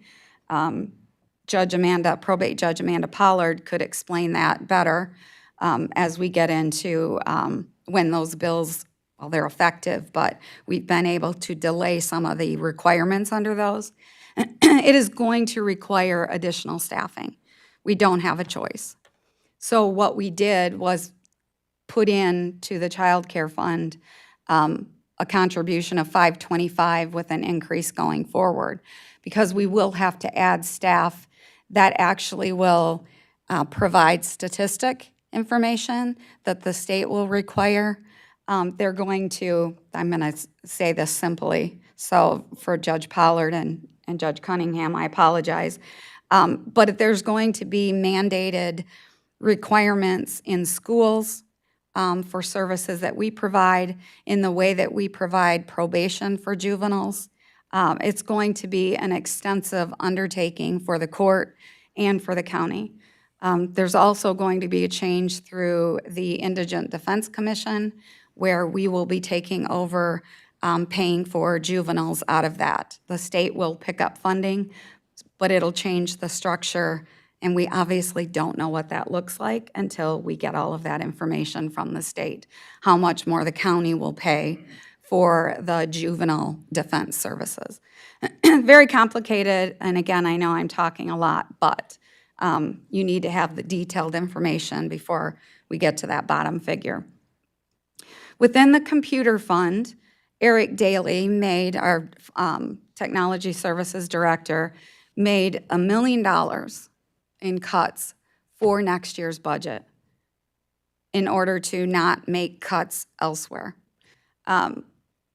This was negotiating contracts that it's very impressive the way that he did it. So we're all in administration very appreciative to the work that he did and the work that his staff did, but it's a one-year fix. So in 26-27, we instituted about $150,000 in increases as we start to have to renew some of those contracts. And again, Eric, I will apologize because it's a much more detailed process than what I'm saying. As we move into 27-28, we then had to increase that by almost $400,000 because those contracts are going to have to be renewed. And as all of you know, in simple terms, for any technology within your homes, those costs continue to go up and up and up. Just for accessibility for the internet, it goes up and up. So we had to factor that in. Our JCI project lease financing, our controversial issue with relationship to solar. In past decisions, we have what's considered a tax-exempt leasing program for solar that was to be saved with the energy savings that we used ARPA funds, no ARPA funds on solar, but the energy savings that we received by anything done in all of our buildings here was supposed to provide 100% of that payment. I've talked a little bit on the fact that that did not occur. It is not that solar is not functioning, because that is functioning very well, and we are saving. It is just that the capital improvement plan that we have today tells the county's true picture. what we called the public improvement fund that was used to calculate what our savings would be did not factor the replacement of equipment within our complex. So when we started looking at it, and there's partially a guaranteed savings that reduces our costs through JCI, when we looked at it and we were talking, and I'm not going to let Ben talk because he could go on for hours about it, it was like looking at a screen that said, you didn't factor in the fact that we would have to replace our air handlers, our chillers within the next 5 years. Multiple things, not just that. So our savings in total is a lot less than what we would have anticipated based on the way that they do their calculation. That's disappointing. So what we had to do was take the money directly from the general fund. We did do some financing through a bond this last year, just recently, that will assist in that, but we had to include it in the general fund because we have other building issues that facilities management will be working on.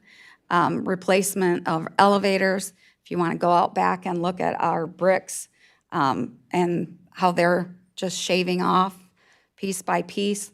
Look at our sidewalks. We are having a massive struggle with our sidewalks. I think we were all very excited this week because they painted new lines in the back parking lot, so we weren't encroaching on each other. We're trying to do little pieces here and there, but we need to stabilize that project leasing over the next, how long does that go, Melissa?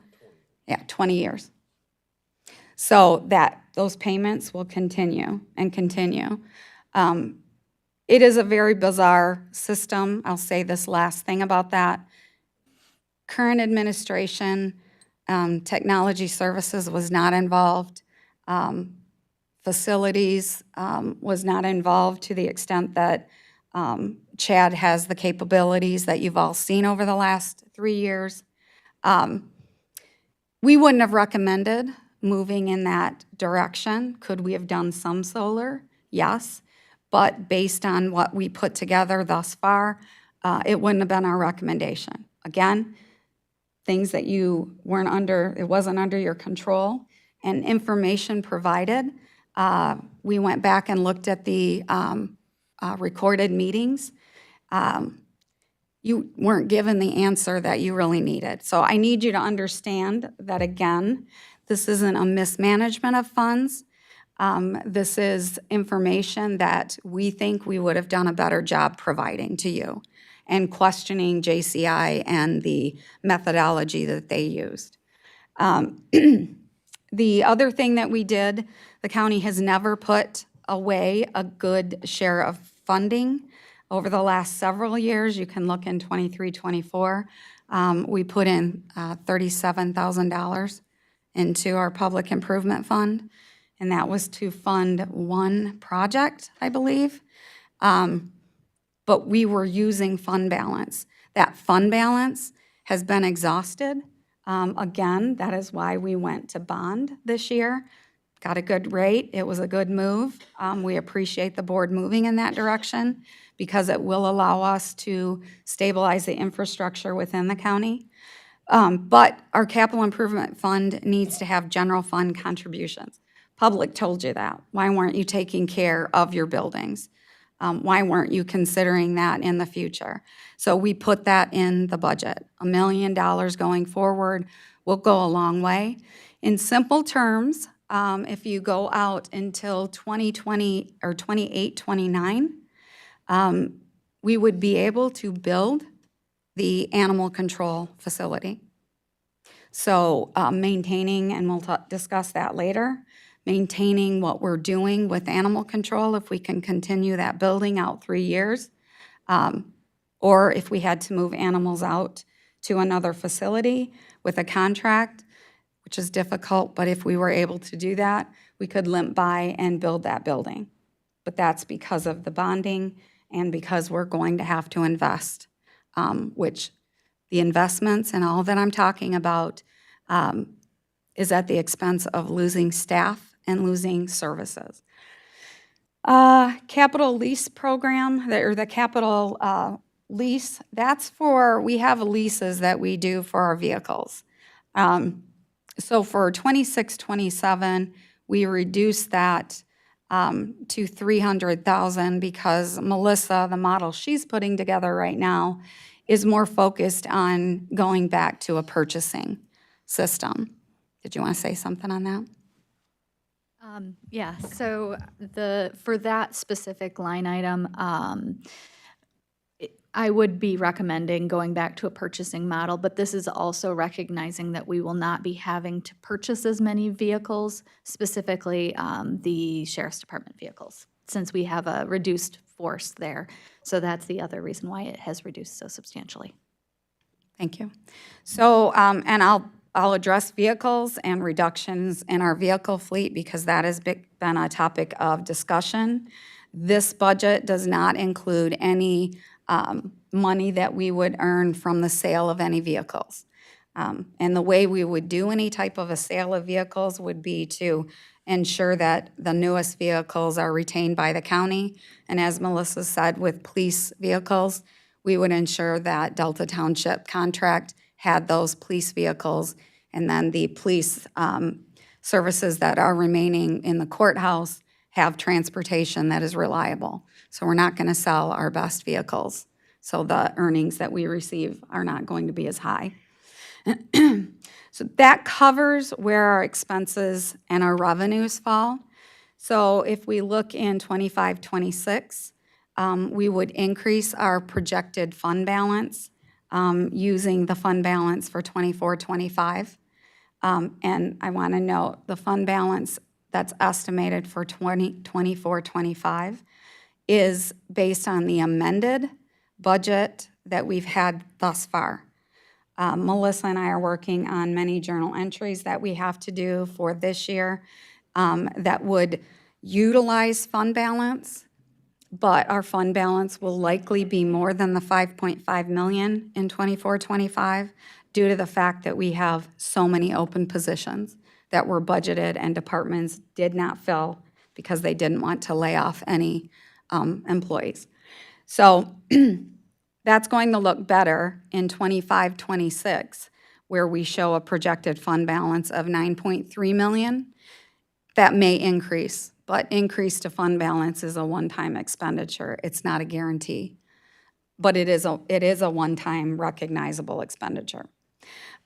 You passed a fund balance policy and not a complete fund balance policy because part of the policy that staff is recommending includes how to use anything that is above the required level of fund balance. So if you look at the minimum fund balance, 10% of current expenses, that is 4.9 million.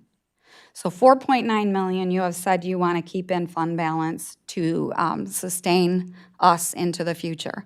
So we're not consistently relying on fund balance, relying on the backs of our employees with reduced staffing levels and no pay increases as haven't received over the last 10 years as well. Everything seems to be 10 to 15 years that we've been doing the same thing.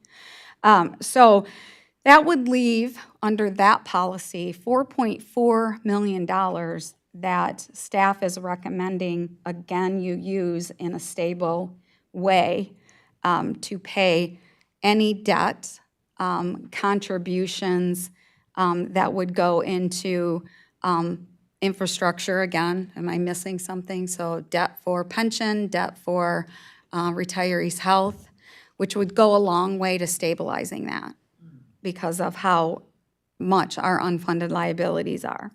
Again, I emphasize, because I feel I always have to, not the result of what's going on today, because our pension is a stable pension as it is today. You're paying for the unfunded of the past. Okay, so going into 26, 27, you will see that the Did somebody have something? Question, sorry. You will see that the fund balance would grow to 11 million, which looks really good. The expense, that 10% of current expenses, oh, yeah. That's a large reduction because we made so many reductions. I would likely want to increase that, so don't think that looks as great as it is, because that's based on the current expenses from the cuts that you made in 25, 26. So $11 million fund balance, 27, 28 grows up to 12.4, 28, 29, 13.2 million, and 29, 30, 13, almost 13.5 million. Again, that's stability. You still do not have any pay increases in this, but this includes every cut that you have made, and those cuts obviously are substantial. Because when we looked at these numbers in the past, before we made cuts, we were looking at a negative 16 to 25 million over the course of those years. So you've made great strides thus far. That was a long discussion, so I'll open it up to questions now, but then I would have a lot of more narrative on what was discussed earlier this morning. Well, first of all, I want to say thank you for putting this together. We've been looking at this as we've been going through these budget cuts and this spreadsheet, and for me, and I think for everyone else, has been immensely helpful to look at these numbers the way you've put it together. And a special thank you. I know Finance Director Melissa Ballard doesn't get enough credit because she spends a lot of hours putting all this stuff together for us. So thank you. So any questions? Commissioner Peak. This includes the minimum for this community mental health, the 330,000. Yes, it does, and then it includes a 5% increase going forward for that, just because obviously they would bring a request in. Well, it doesn't, actually. No, we didn't, because it's stable going forward. That's the minimum from 2003. Okay. The Yeah, so that's the initial. one time. That has nothing to do with the additional requested funding, taking it up to the 572. Did I cover that okay, Melissa? It would be included as part of the increase overall under the supplies, so it's a 2% increase. But that's overall, that's every supply. As part of everything, so. Yeah. Which is, yeah, likely be more than 2%, as I noted before, for 26, 27, so the 9.7 million up to the 9.9. I would want to increase, I believe I said, by 150,000. You should write that down so I don't forget and do not have to listen to myself again. So we have to have a motion to reinstate that 330, correct? I would like to do that. I make a motion.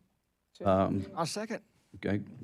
Commissioner Pearl Wright moves the motion, and Commissioner Arndt seconds it. Any comments, questions? This is for CMH. Correct. I would like to amend the motion to return it to the initial 30% cut. Okay. There's been an amendment to return it to the initial 30% and a second. Questions, comments? Commissioner DeRosa. Thank you, Mr. Chair. What was the minimum that we had to contribute again? What was that figure, 300 and what? It's 328,595. We included 330,000 because it's a round number. Okay, thank you. Any other questions, comments? Commissioner Purwright. Conversation, I'm, just to disclose, I'm chair of the CEI CMH board, and to bring down the extra dollars from the state of Michigan, if we could add in the 160 for the jail and take the jail out because it's not mandated, so it doesn't get a match. Are you figuring out what I'm saying? Mm-hmm. Okay, we could add that back into the budget. Now, I don't know where this is gonna go on that motion, because I'm not good at it, but it then would make it so that we could bring down the even additional state dollars, because then it would You be in the could. general fund. You could, Yes. yes. And the Then we recommend, could oh, go ahead. discuss where to spend our dollars. You could. If, Chairman, could I speak? Yes, absolutely. Again? Okay, so before any vote's done, I feel like I was thinking we would restore, and this isn't a bad thing, but restore the 330,000 that were mandated, and then get into the discussion, but now I feel I need to do the discussion I was gonna have. So, in consideration of CMH, what you heard today, it's not my job to look at, well, I mean, I feel it, but it's not my job as your administrator to look at the quality of life when I give you a recommendation or the concerns, expressing any concerns I have. That's your job, and that's why motions were made just now, because you're looking at quality of life. My job is looking at the finances. The concern that I have, and when we talked about this months and months and months, and we talked about making that cut, and staff, I mean, the cut that was made was 100%. It was a good way for us to, both CMH and the county, to get legal opinions that we could agree upon, which we do, and that we could report to you, and they were able to report to their board. What I'm looking at is the fact that the county is going to lose 3 million, say 3 million of services to our residents. What you need to know is that that impacts the operation of the county court system, our police services contracts, our police agencies throughout the county. And I know we're not responsible for funding the police agencies, so just bear with me while I explain that. And our court system and our jail, mandated functions of the county. So you heard, and I can attest to this, that the fact that we would lose the $3 million is going to impact the way that our mental health system works. Quality of life is that you want people to have services. The impact to the finances are that your police agencies will be dealing with individuals that are not able to get help. You heard that, but I know that to be true based on what we've seen over the years in our jail system. If someone's not receiving help, we see people picked up, and that's how they're dealt with. They're also put in to, or go to a hospital where they're not equipped, and I'm not talking a facility that is equipped, I'm talking our local hospitals. All of that comes into the county, goes into our court system. The prosecuting attorney's office, the public defender's office, they then have to work on getting people through the system, hoping to get them obviously into programs versus into jail. But that has a cost. So now I'm going to hear from the court, I'm going to hear from the sheriff, and I'm going to hear from the prosecuting attorney and the public defender that we need to add more staff, because now we have to figure out a way to provide services that are not punitive, which places people in our jail system. So the court, prosecutor's office, public defender are going to have to work on the most creative ways, and they can't do that at their staffing model, including the reductions that you made this year or for next year that are significant. And I can tell you stories about what we're dealing with this year on the not filling of positions and then getting a resignation. It's harming. I just received the notice of a resignation this morning. That will be difficult for an office. So it is going to have an impact where I'm looking at this budget model and it's not going to look the same. So while that, how much is it, $242,000 that we would not restore? So it was $572,000. We had to put the mandated 330 in. This model is going to, if we don't do that, we're still going to have an increase in expenses. And I'm not an expert. You heard from experts this morning. I'm sure they're listening to me right now, saying they could correct a lot of what I'm saying, but I think they would be able to affirm the fact that I am partially right. I'm probably not giving enough significance to the impact that it would have, but I'm looking at just the county finances. So it changes our model substantially, and there's truly no way around that. And Ben, I don't know if you had anything to say on that based on our conversations that we had on what it does to add back in the full funding and going out 5 years with that. And then I'll give another suggestion. So, and knowing that this forecast doesn't include the conversation of salaries for employees, like we got an agenda item that we're going to be discussing, update on bargaining, right? So when you look at these numbers, realize that's still a consideration you all have to make. But in discussion and taking a look at CMH's funding, if we funded at just the $330,000 and it was like frozen for that 5-year period, the projection you're looking at is about $1.6 million. If you add back in the 242 and a growth of 3% each year of that difference, it's about 1.2 million over that period of time. And then the 3% growth on that 330,000 if that was to grow at 3% over that. So I look at that and that's around 1.3 million more than just the base 330 over that same period of time. So when you look at the net position that is on that forecast to fully restore funding would have the effect of reducing that number by 1.3 million. Just so in context, you can see what it looks like. Commissioner Toomey. So for that 1.3 million over the 5 years, how much extra does that bring in from the state, from our investment? Let me do a quick calc. Yeah. It would essentially, I mean, we can assure that it would be at least 3 million, 2.4 to 3 million each year. So If we kept it at the minimum over the course of those 5 years. You can hear me? So it would be at least 3 million, I would say, each year. Yeah, and I think cumulative. Not necessarily a growing, I'm not even gonna address that because that's something that CMH would have to calculate. and that's for the full 330 plus the 272. Correct. So 602. Vice 572. Sorry. Yeah, 572, Sorry. 682. So that additional 1.3 over that period of time, using the 90-10 factor, is about 11.9 million over the period. Okay.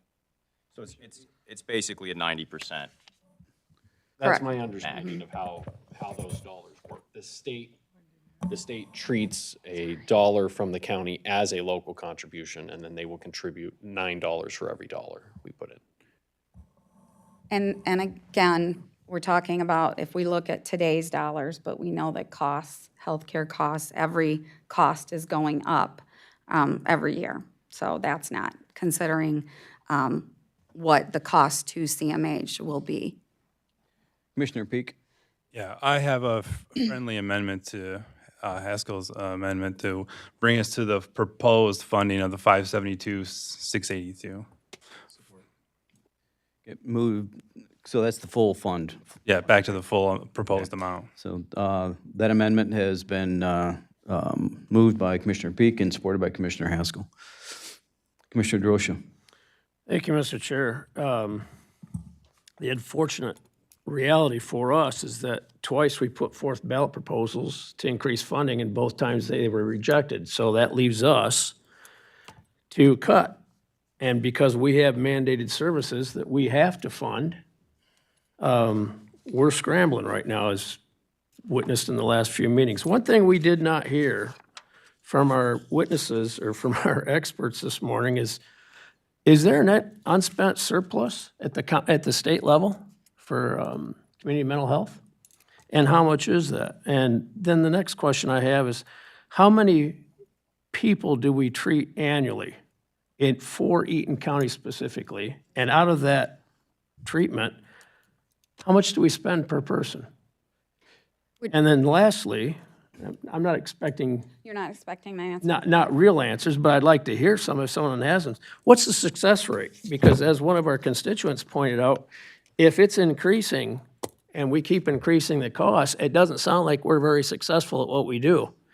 And I can't blame the state for that. I can't blame the doctors for that, but there's something going on that we're not seeing. But the unfortunate reality is we've been throwing money at this thing and it's not successful. So I would really like to know that number from the state level, because the one thing that our state is good at is taking our money and not giving it back. And if they've got an unfunded, or if they've got a balance, a surplus of funds that we gave them, why aren't they giving it back? If this is that important to them, that they will spend whatever the amount was, 90% per dollar, start handing it back. Wasn't yours to start with. Are you asking for answers for them? I would from like to them, hear from some of or are our you just making experts that statements? spoke this morning and to answer those questions if they're available and they have the answers. If not, I would entertain getting a publication from them that spells all that out. Okay, And then we can put this off to the next meeting. Is there someone from CMH that can answer those questions?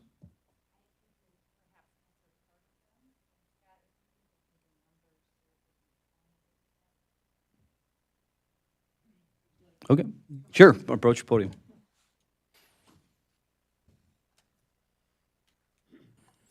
I'll attempt to recall everything you asked. Please let me know if I don't capture it. Some of those things I can answer. Scott, how many people did we serve in Eaton County? This year, to date, 1,700. We serve as an organization wide about 14,000. The amount of money that flowed through us that we spent in Eaton County was about $30 million. In terms of our outcomes, we have different, you asked about the success rate, I believe. I'm sorry, I can't feel that, or I can't see your name from this far away, Commissioner. You asked for about success rates. We do have outcome measurements that we use for youth and for adults.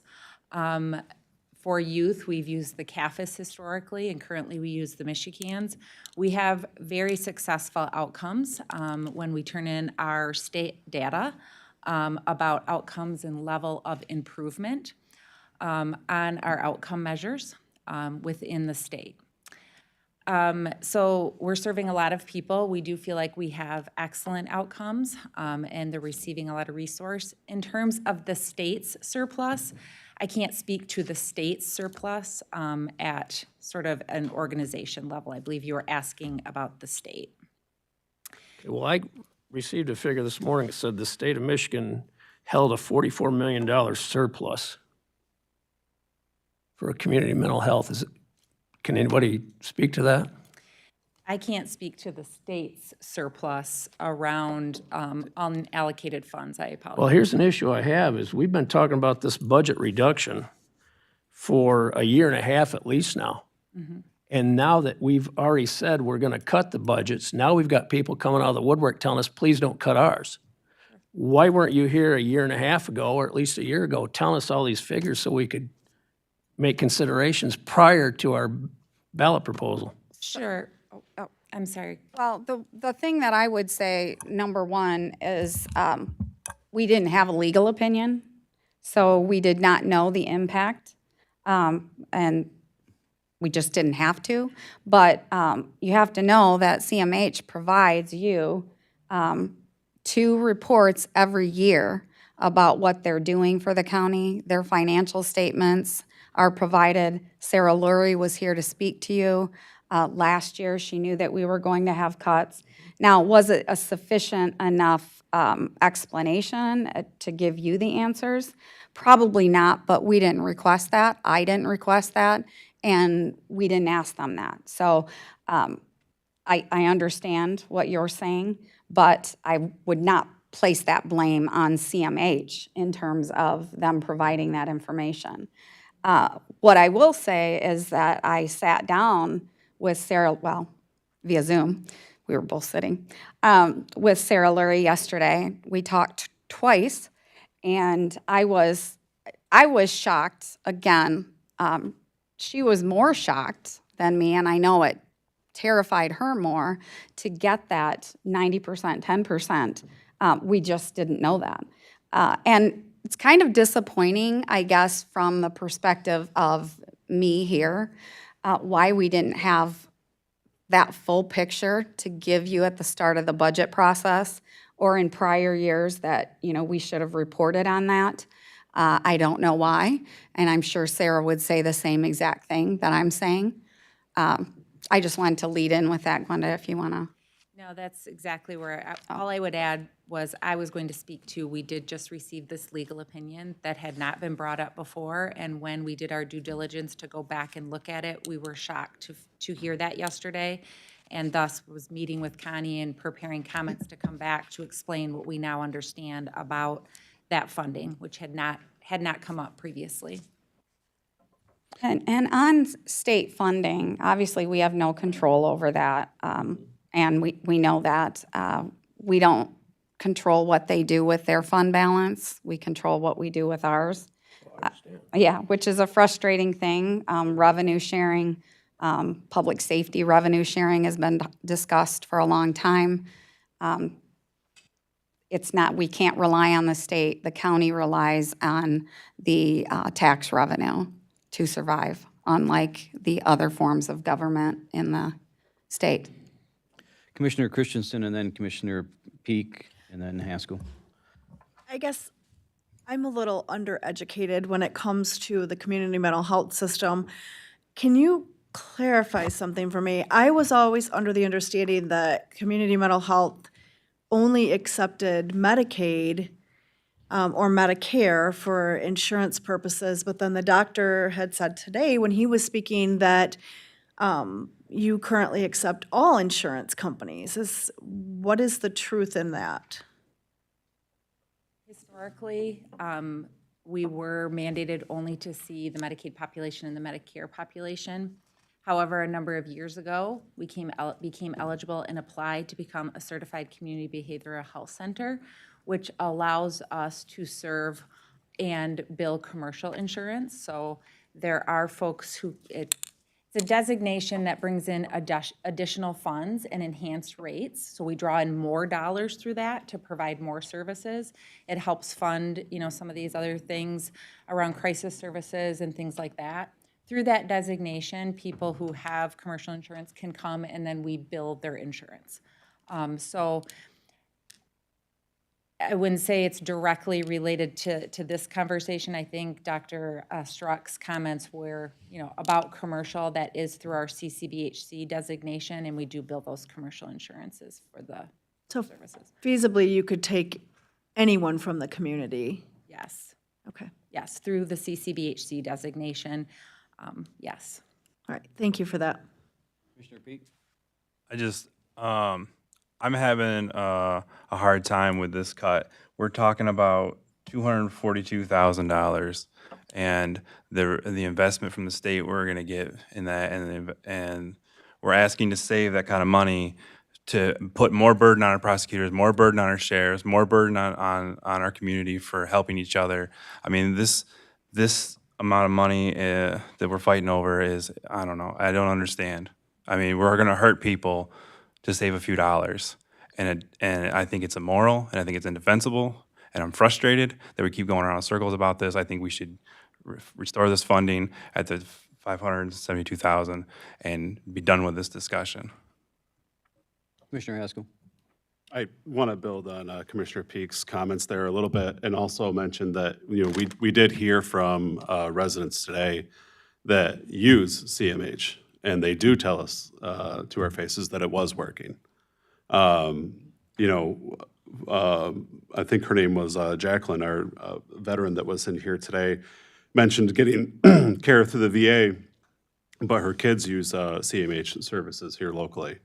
And she used the word drought as a way to say that Eaton County is in bad shape. We also heard that Eaton County has the highest suicide rate of the Tri-County area. When I hear drought, I don't think that a good solution is less water. So I would like to, again, to see this restored. You know, I think it was actually the first, after our first round of cuts, the CMH representative that came in let us know that even at the 30% cut level, that they were going to have to abandon a co-op that they were going to be doing with Eaton Rapids Hospital.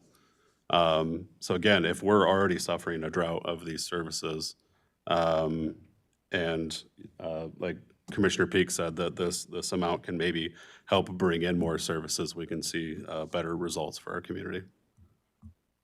Commissioner Toomey. Thank you, Mr. Chair. So at the beginning of this budget process, we all decided to take a measured and thoughtful approach to where we cut and how we do things. We know that we have limited resources, and where we put them over the next fiscal year is going to be very important. And on a whim, 2 weeks ago, every Republican on this board decided to cut 100% of community mental health funding. And for starters, after the legal review, it's not even legal, the magnitude of the cuts that were proposed and passed. And I don't see how we can claim that we're taking the job seriously and we're trying to be measured and thoughtful, you know, if we can't do basic research before completely decimating an agency. Community mental health receives what's essentially a 90% state funding match.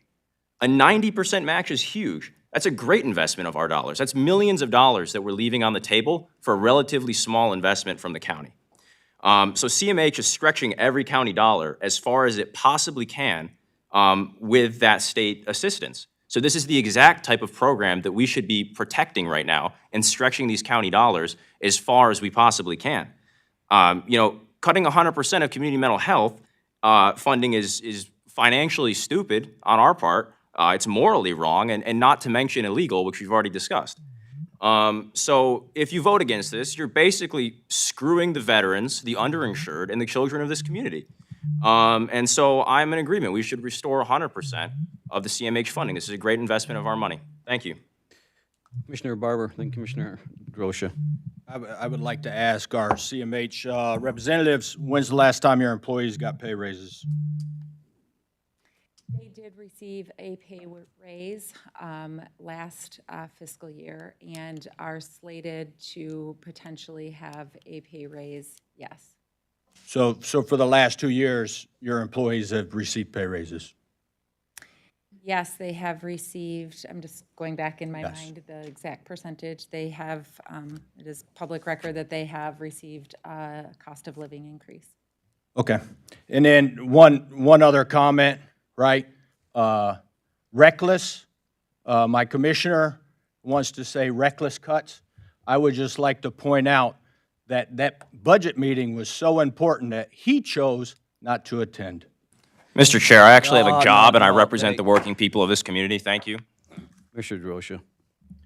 Thank you, Mr. Barber and Mr. Chair. I was going to point out the same thing, that meeting was so important. We would have had 100% attendance, but we did not. Job aside, this right now, I think, is more important to our constituents of Eaton County than your position wherever you hold it. Back to my criticism, though. We know that we're mandated to pay that $330,000 figure, and I would support that. I will not support any additional. And as to the burden on our courts and our Doug Lloyd's office, let's move that $270,000 into them and help them, because right now, from my discussion with Doug Lloyd and Chris in that office, they're about $1 million short. So no matter what we put into mental health, it's still going to come through the courts and our prosecuting attorney's office. Shouldn't we supplement them first? Because they've got 7,000 some odd cases that are open right now that they can't address. So maybe we should take a look at where we can cut, which we did at the last meeting, by the way. We all took it very seriously. It was nothing we wanted to do, but we have to fund mandated services. We don't have to fund these voluntary services. And I think we need to supplement our court and our prosecuting attorney's office with whatever fund balance we have so they can handle the caseload, because as we witnessed from our sheriff's report yesterday in public safety, we've got a lot of crime in Eaton County, and it's coming from one specific area. And we need to address that. And that's the only area of our county that after September 1st will have full police coverage. Thank you. Commissioner Peak and then Commissioner Toomey. I see this as preventative versus then reactive. And what you're advocating for is reactive. And I think we need to stop the hurting before it happens and before they get mixed up in our legal system. And this is preventative care. Commissioner Toomey. Thank you. So for one, the state's not going to 9-to-1 match the extra funding that we put into the prosecutor's office. So it's still not the most financially prudent decision we can do. And like Commissioner Peak just said, you'd rather just throw people in jail and clog up the legal system than actually get them the help they need. Commissioner Moudry. Thank you, Mr. Chair. I remember the first time I walked into the facility on Jolly Road. Okay, I didn't know what to expect. When I was parked the car and I walked in and I met people coming out of the building, and you could tell who the caregiver was and who the patient was. And when you make eye contact with the patient or the caregiver, it's astounding. You look them in the eye and there's nothing there. It's like an abyss. They're lost. Okay? I walk into the lobby, more of the same. You ought to go in there and see the people that need help. When we made the 100% cut, I remembered that day I walked in there. Now, since we made the cut, I watch TV, I see these mass killings.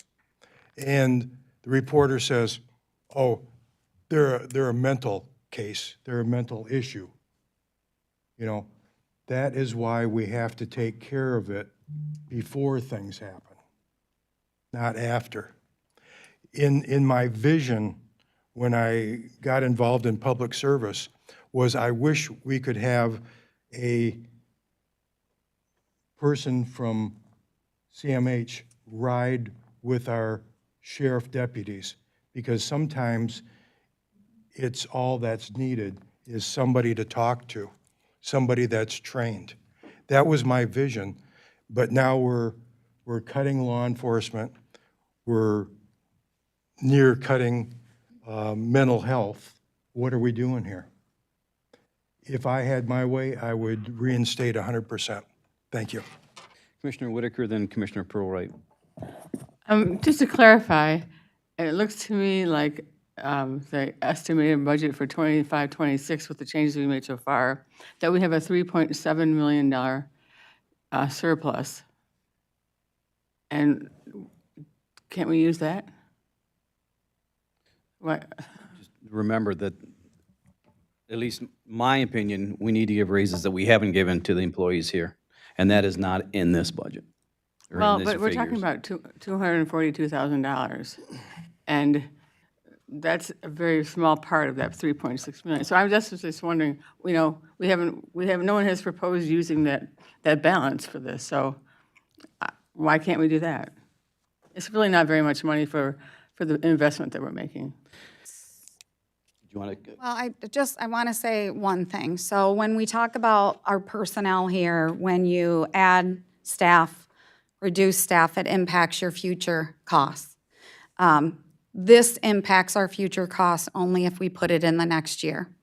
So not trying to muddy the water, but just finding out yesterday that this impacted the community and mental health system of the county, the residents, which I said then impacts the future resulting issues within the other departments. You're only looking at this for 1 year. So in the case of an appropriation, you're looking at 1 year. When you add a position, you're looking at it for 1 year plus going forward, unless you eliminate it again, which is what we've been trying to avoid. So we've cut positions to stabilize the county with the intent of not restoring those in this model. It is not restoring them. We can take that additional $242,000 out of the model going forward, and we get back to addressing it next year. And we could talk more about the state funding. Not saying we'd get anywhere with it, but we could talk more about state funding. CMH could look more about at what they could do. It would give them another year to try to digest what we're going through right now. So that's just a suggestion. The action that you're taking today is not to give them 1.2 million. It's to put in the 242,000. I don't know if that helps at all, but I just need to make sure that you understand the impact to our budget model for a one-time appropriation versus staffing and pay increases. Commissioner Pearl Wright and then Commissioner Toomey. Okay, so my opinion is that we fully fund them for this year. However, I do want you to know, at a 9-to-1 match, that is enormous with the services that we provide.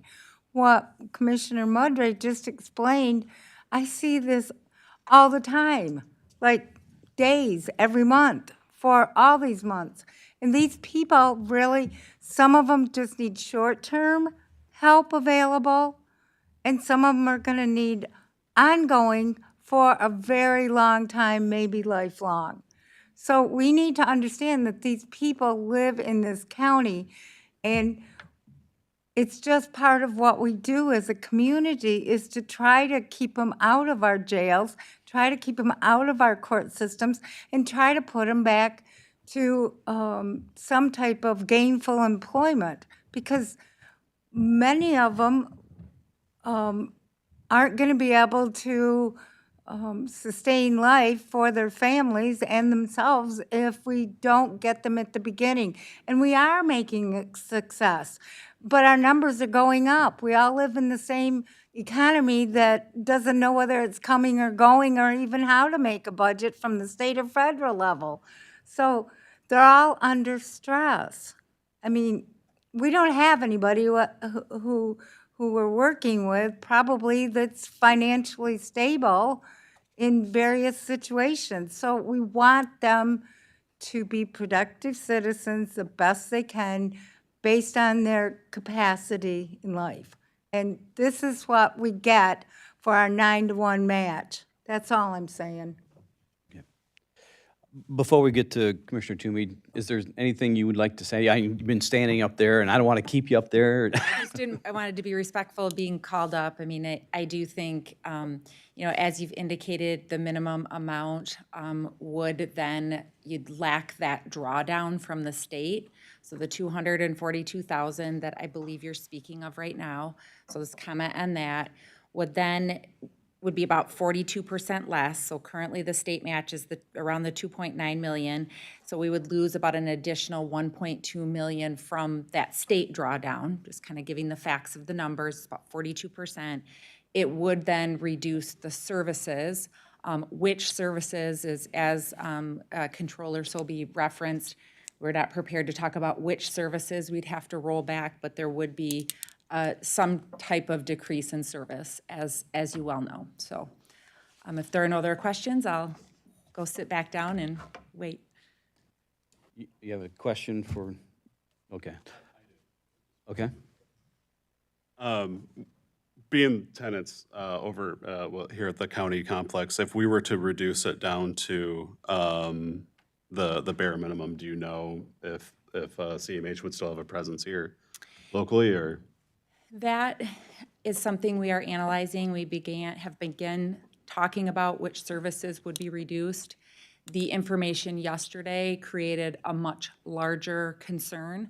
And we are going to be in conversations about which services would be most or least detrimental to roll back. So I'm not prepared today to talk about the specific services. We have to do an analysis of when we get the exact number. Look at, how we maintain some of crisis services, and then what other services we could go without. As one of you said earlier, everything we do is mandated, is required and medically necessary. So we're going to have some thorough discussions with all the population heads and discuss that. Sure. Thank you. Any other questions before we let her have a seat? Okay, thank you. Commissioner Toomey. Thank you, Mr. Chair. You know, I agree with like a lot of what Commissioner Peak and Commissioner Whitaker have said as far as the amount of funding and how relatively small it is compared to where we are in this budget process. Yes, we still have more work to do. We need to figure out staff raises. We need to figure out all these things. But I would also argue we haven't gotten creative enough. I see 15 FTEs around this horseshoe that we can cut to zero. So I'm down for that. Let's cut all the commissioner salaries to zero. Anybody want to support that? Yeah. There we go. Okay. I'd like to reduce the number to 7. All right, all right. It's 150,000 right there. I'm just going to correct you that you cannot do that. That is all, there's some varying legal issues there, but. Let's keep it on topic. Any other discussions? Commissioner Whitaker. Well, you know, we have this awesome spreadsheet that Melissa can just change at the drop of a fingertip. What happens to this whole spreadsheet if you add the 242 back in? So it's not, obviously, I think Ben went through it. It's 1.2 million over the course of 5 years that would cost us. But again, if you just focus on this year, you're talking about a one-time appropriation for the 1 year. So all it's going to do is reduce the projected surplus down to like 3.5 million from the 3.7. Does that help at all? Well, I could do that part in my head. I'm sorry. Well, do you want me to? You're right. I mean, it's hard to, when Ben was just talking about that, it's hard for me to understand the words without seeing the visual in front of me. Because I'm old and feeble and I can't help it. Yeah, it would just be over the period of time, 1.3 million. So if you follow the projected surplus, or actually really the difference from the minimum fund balance, that bottom line, that's the amount of fund balance left after you set aside 10% for emergency expenditures in the policy you adopted. You would take 1.329 off of that ending 8.8. But again, you do budget annually, right? So discussion's 242. You all will have to have like or similar discussions next year, hopefully from a much better position, which is what the work has been going into this process, has been so that you don't have budgets like this every single year going forward. But yeah. All right, we're going to take one more question, and let's get to voting. Commissioner Barber. I was just going to ask the administrator, in your time here as the controller or as the deputy, have you ever seen an outside agency request more funding year after year? Or has the funding stayed the same or went up? There is requests for funding, additional funding. So this last year was the 6,900 and 6,452, so $6,000 from last year to this year. I think the max, I remember CMH's request, now, and I want to say this too, when we talk about the request, it's very complicated. Probably been about 3.5, maybe years ago, we were looking at 5, but it's not a strict 5% that goes on Eaton County. It's run through a formula. So the total for the authority and what the contributions from each county is, then is run based on the number of services or the individuals receiving services. It's complex. I'm not going to try to simplify it too much because it is more complex. But so like if we reduce our appropriation where the total appropriation was he's shaking his head, he doesn't care. Just to clarify my question. Okay. Right? So when these outside agencies submit a budget request to the county, in your time here, 30 years, I think, or longer. 37. I'm not trying to do your age, but have you seen an outside agency request a lower amount of money next year, or has the cost always went up? No, they've requested the same or less money in different budgetary times. We've received that. So, yeah, I mean, they're going to request what they need, and if we say to them, we're not going to give an increase, they don't generally give us an increase. I will also add, over the last 5 years, so from the 2021 actuals, this increase to CMH is about $100,000. In total, over the last 5 years, that's been the increase. Okay, I'll do one exception because Commissioner Holmes has not spoken yet, so we'll make that the last comment. In my mind, I keep going back, we're talking about our money of the constituents who twice, very recently said, excuse me, they didn't want to spend more money. So, and I haven't heard, I mean, obviously there's such a great need.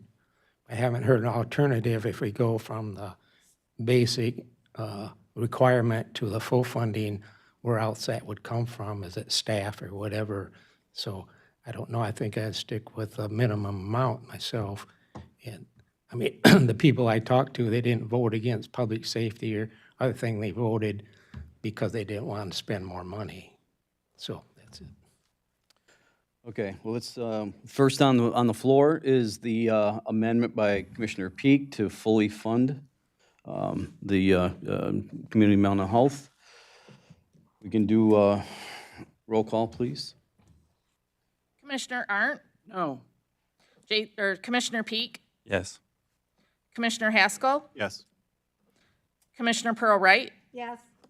Commissioner Whitaker? Yes. Commissioner Mudry? Yes. Commissioner Jones? Commissioner Drosha? No. Commissioner Toomey? Yes. Commissioner Hanson? No. Commissioner Christensen? No. Commissioner Holmes? No.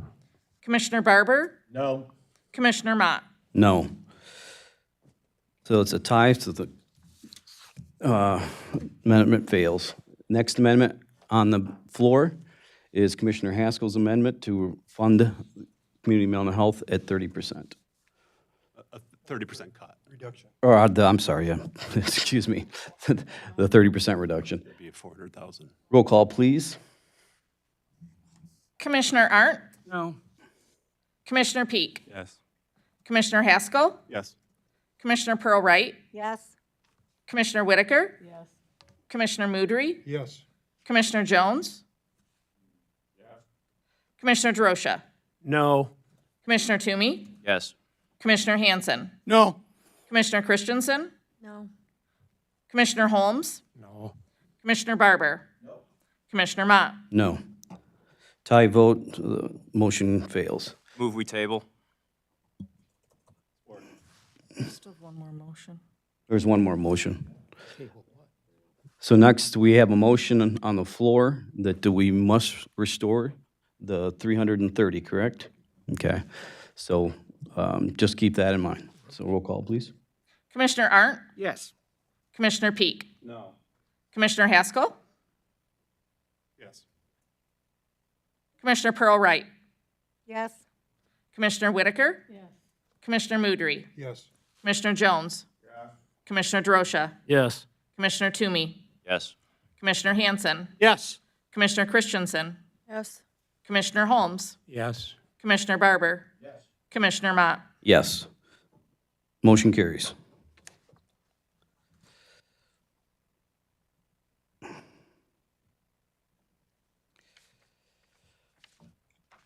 Okay, that moves us on to, is it the Sheriff's Department? Proposed organizational structure. Yes.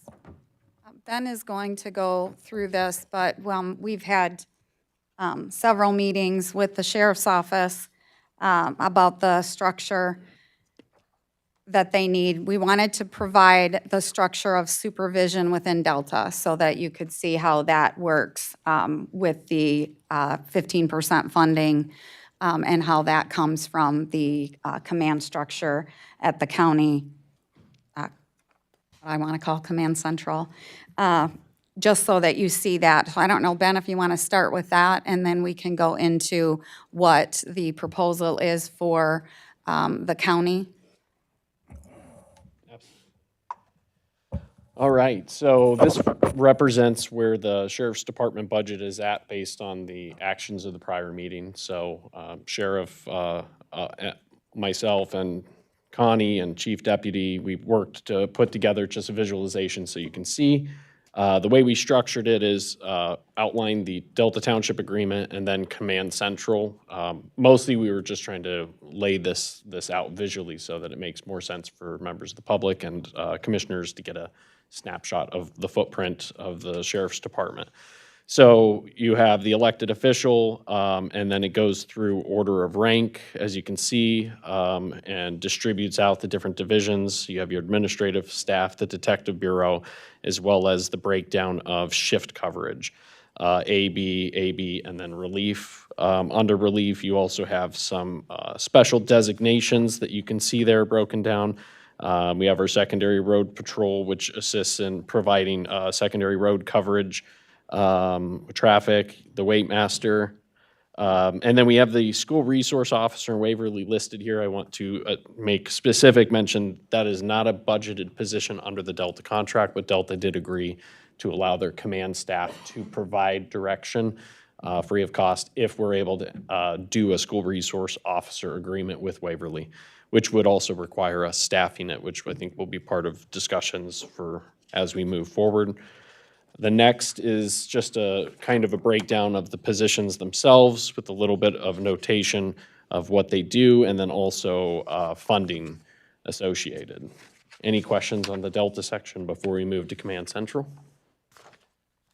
Is this structure changed from, how's this changed from previous structures? It's pretty much the same, isn't it? Yeah. Yep. It's same with the exception of increased level of deputies. There's now a captain as before. Lieutenant used to be but it just reflects the updated structure with the new contract in place. Next is Command Central, which is significantly different for various pieces, but follows a similar flow of structure. You have the elected official and then the operational breakdown.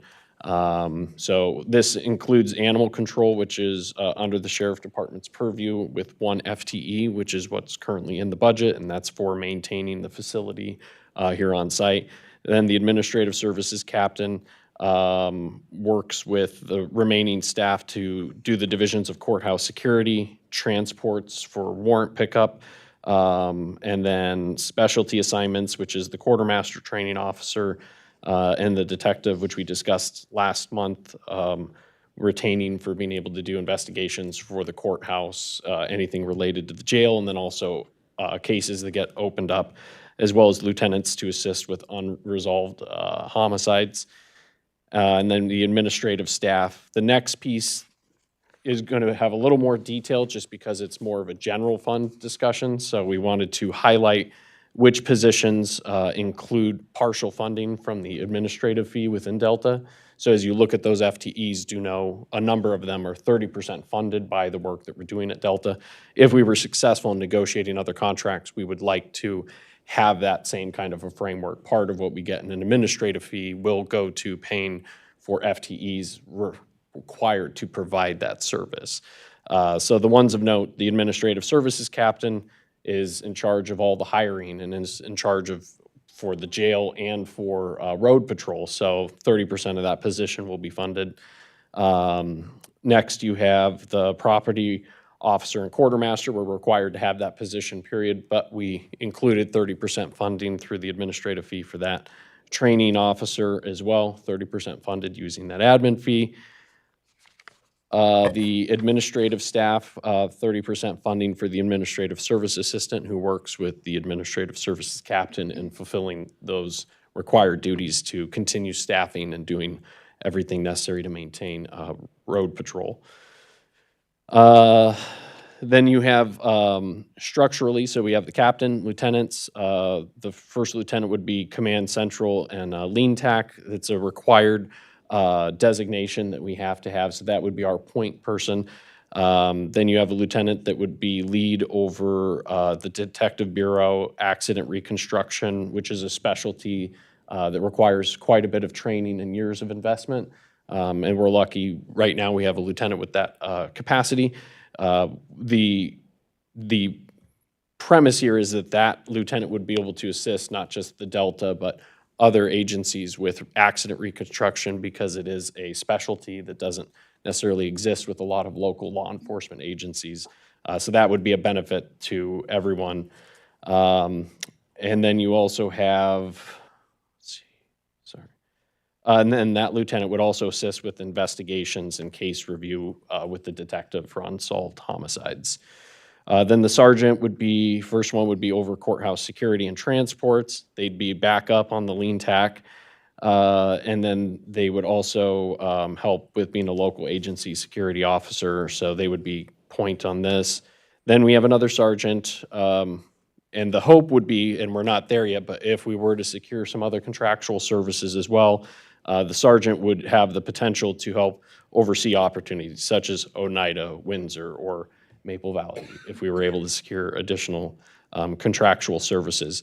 And the thing being, it's difficult with Delta, it's so large that having full FTEs of command staff, it makes sense at that scale. And when you go to a smaller contract that's maybe 1 or 2 officers, it's a little bit harder to do that. So we're trying to talk through what are structural ways we can have that. You know, if it's one sergeant providing direction to 4 depths that are over 4 different contracts, right? It's structured a little bit differently because the cost of that FTE have to come back and be funded, but by multiple sources as opposed to just one contract paying the full rate for that. Hasn't resolved.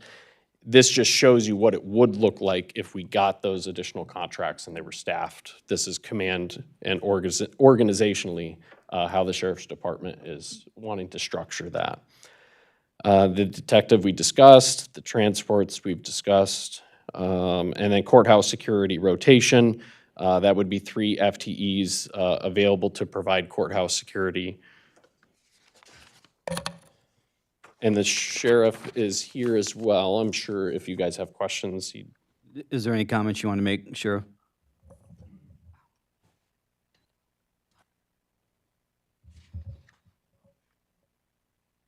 With the elimination of the out-county road patrol, these positions are needed.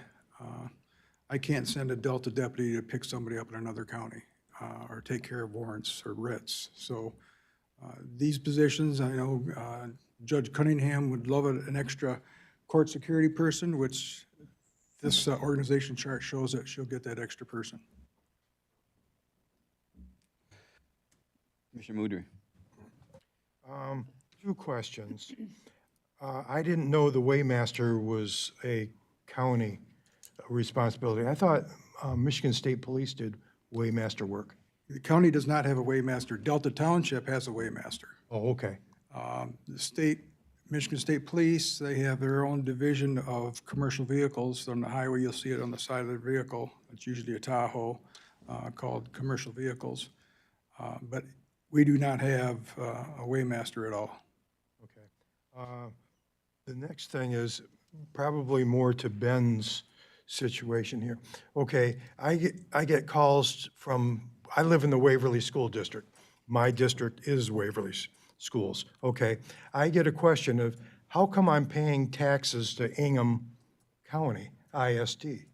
I thought I lived in Eaton County. Well, yeah, you do.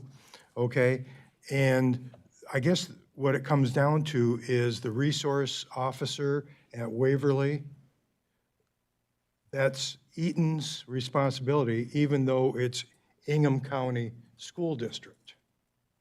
Okay? You know, I believe the Waverly SRO is paid by the state grant. Am I right, Ben? That is correct. Okay. So we never had a school resource officer, but in light of what's gone on in our nation, the state and federal funding came in where we were allowed to apply and have resource officers in the school. Maple Valley in the past had paid for one out of their own pocket. There's a issue, I believe, and you may have heard about it at Public Safety, where if they're paying for it, they can't apply for a grant, so I know they're working on something with that. But we didn't have a school resource officer, so I'll say it's not required. Delta Township obviously wants to keep it there. The sheriff could tell you multiple things have been prevented in the school. just because of the calming nature of the officer that's assigned. The sheriff takes a lot of time deciding who he's going to assign to a job like that, because it does take somebody who is not, going to arrest people. It's somebody who's going to change the demeanor within the school system. So not required, but not being paid for by the county right now. There is some confusion from the residents, why on my tax bill I see Ingham County when I live in Eaton County. So that's, It's because the Waverly School District goes to Kreitz Road. Okay. yeah, so just like, that's the interesting part about ISDs, the thing that the county doesn't control. It's a school system issue. But Olivet Schools is in Calhoun, but they're in Eaton County. It's just where they're positioned and the resources. So yeah, it does confuse people, but it's a reality. Thank you. I appreciate that. Commissioner Pearl Wright and Commissioner Haskell. I just had a question as far as when you talked about the lieutenant over here, that's going to be based here in Charlotte, and we have 4 detectives in the Delta contract, and a lieutenant there oversees them, but you just gave a description that lieutenant that's going to be based here is like a crash or crime scene reconstruction certified. And I guess I'm just looking at why we have 2 lieutenants here. I'm just not understanding when I've got all the detectives in Delta, and I did see you do a press release saying we weren't going to be investigating like homicides and things like that, and higher level things, that it's going to go over to MSP. So, All county is, not Delta Township. no, I know, but This how detective, come my lieutenant in Delta that I'm paying for, when there's, a captain, a chief deputy, and lieutenant that are on the Delta contract, why do I have somebody over here that needs to do that? Why aren't we getting the people that need to do it in Delta, and then the MSP does the out county? police departments are organized like the military, okay? There's a captain, there's a lieutenant, there's a sergeant, there might be 2 sergeants, there might be 4 sergeants. But the lieutenant in Delta, he's got 5 sergeants to deal with, and he's got all them deputies to deal with each sergeant for each shift. It's not an easy task. He might oversee initially the detectives, but overall, we'll have a detective that's in the out county. By the way, it's Aaron Campbell. Aaron Campbell is 1 class away of being the highest certified reconstructionist in the state of Michigan. I don't want to lose him. The county has spent lots of money getting him trained that way. But he can also oversee detectives. We got 1 in the out county, a detective, and she's going to be doing investigations that there's a crime in the jail, or she's got complaints that, since I don't have a road patrol anymore, she's going to be following up on all these cases that are still open. So she's got a big job ahead of her. But the way the organization is put up, I need the lieutenant, I need the sergeants for each category. That was my question, is to, when we increase the amount of supervision levels in Delta, then how come we were still seeing them over here if they weren't going to be involved in high crimes and road patrol? Okay, well, you asked me for a $1.9 million cut. Yep. I exceeded that. And I have these positions left, and I'm placing them in positions where I need them. Commissioner Haskell.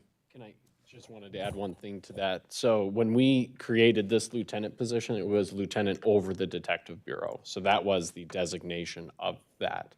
Obviously, now we have less detectives at Command Central because we don't have an out-county presence, but that specialty designation over detectives, you're correct, as of right now, if this was in place, Delta's not paying for the expertise of that person helping the detectives up at Delta. The same way that if we did a contract with another community, that expertise would rest as a benefit to all communities. In the same way right now, and correct me if I'm wrong, there's a severe accident in Charlotte and Charlotte PD calls, they are able to have Aaron go to site to assist with providing that expertise, which is not only allowable under the Delta contract, but was discussed at length. The ability for the sheriff to have those expertises still available for mutual aid was part of the discussion we had with them. So I hope that helps kind of bridge where we're at. It's, again, it's the existing structure that we've had, just getting paired to where we're going. So Ben, if we don't end up with additional road contracts and things yet, they're listed here on our org sheet, then does that reduce obligations from supervision that's going to be based out of Charlotte? So, again, yeah, good question. And you guys vote on a budget every year, right? And we'll talk about our staff update next week, but, you know, we have positions that we have to fill, and the pipeline's been open to back up. But as of right now, we would struggle to even staff the additional contracts, right? So yeah, next budget, if, you know, you can take a look at how we did in recruiting, where are we at, and give us time to flush out whether or not we can even secure contracts that would work with our staffing where they're at today. And then you would have the option to revisit it every year, you know, so. Okay, so what we put in place this year may not stay in place next year because things may change. Yeah, yeah. I mean, my hope would be hopefully it changes in the way that we're able to secure contracts with communities and units of government that want them in a way that not only makes sense for the county, but helps us go after our MERS liability, go after this, and provides additional admin revenue to help pay relieving additional general fund obligation from the sheriff's department. And that's kind of the structure we're trying to move forward with, is if we take on a project or work or service contract, it hits the benefit across, right?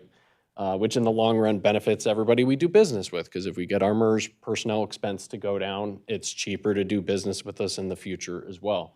And it's cheaper on residents as well, because now we can reinvest that money back into services you all need. Right, and part of why we went ahead with the Delta contract and you put so much work into trying to figure one out that was reasonable, was so that you had a base to start with. So what I'm looking at, a base to start with. For it to roll maybe back open with obligations from other areas. Okay. Yep. Thank you. No, you know, Commissioner Haskell. I just want to say thank you for kind of describing why there's 2 lieutenants. And because when you look at it in the Delta and there's like 1 lieutenant, all those people, and then you look at the other one and it's 2, it's, you don't understand from our perspective, like what the specialties are with those 2. So that, it makes a lot more sense now. But this, I guess, is more of an FYI. I did speak with, I'm blanking on the gentleman's name from Vermontville and the Maple Valley schools yesterday after public safety. And it sounds like they are actively talking and trying to figure out how to get money. So I've encouraged them to go talk to you before they get too far down the road and then discover what the contract formation would have to be. So I'm hoping that they've reached out to you if they haven't. Not yet, but I know they talked, I believe, well, it was to you and the undersheriff yesterday, so. Yeah.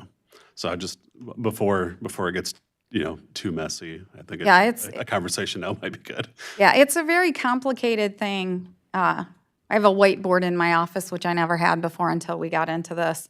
And looking at that, we write on it and erase and write on it and erase as to how we would deal with the contract. So we went through it with Delta. It was very complex, worked a lot with Delta, you all know that, to go through what works in a staffing model with everything else here gone. But then when we start looking at the other contracts and the implication, and I agree with this, so before you say, why did you do that? Delta Township took on the additional officers and the additional supervision staff. They did that because we weren't going to provide it here. We wouldn't be able to do that. It's a good thing, because if we start bringing out county back, and I would do this if I'm operating as Delta Township, I'm going to say to the sheriff, why can't you provide the supervision. You were doing it before, you're now bringing this back. Why do we have to continue to supervise? If they kept or retained deputies, they could do that due to increased need in their community, right, under their contract. So it's a complex situation with these other communities. Maple Valley and Vermontville, a lot of that ends up being the result of overtime. So Oneida and Vermontville are both covered via overtime only. So our deputies or command officers provide that coverage certain hours, but it is done outside of their normal work shift. The Maple Valley, we've had somebody assigned there, and I believe, get this correct, not for the summer. Correct. Right. So Waverly this last year did indicate that they wanted coverage over the summer. So that's something that potentially could come up, but that was an assignment. But Maple Valley paid us a fee and a contract that you had approved, or the board had approved. When we're looking at Windsor Township, they have a deputy on staff, and they were in that same old formula that we had with Delta Township. So what we have to do is utilize the same contract methodology that we have with Delta, but it gets complex, like Ben said, because what's the ratio of your command staff and your sergeant on staff? And I'll say this too. Number one, that's going to be very complicated, but we are working on it. That whiteboard is abused a lot because it changes all the time. And then we have a meeting with, well, we've talked to the sheriff, and then we have a meeting with the chief deputy, and it's like they make a point, and then we say, no, we disagree with that, and then we come back, and it's like, okay, that makes sense. So talking about this whole model that we're looking at here, we went back and forth with that. We believe it makes sense, but one of the things I want to stress on how we're dealing with the sheriff's department and our command here and our deputies that are here. Hiring is difficult. The pay increases that other communities have given over the years versus the pay increases that we've been able to provide has put us in a situation in which we have lost staff. Now, we were just about fully staffed when we went into the 4 down. 4 away. Yeah, we were 4 away from being fully staffed. That was Delta and county.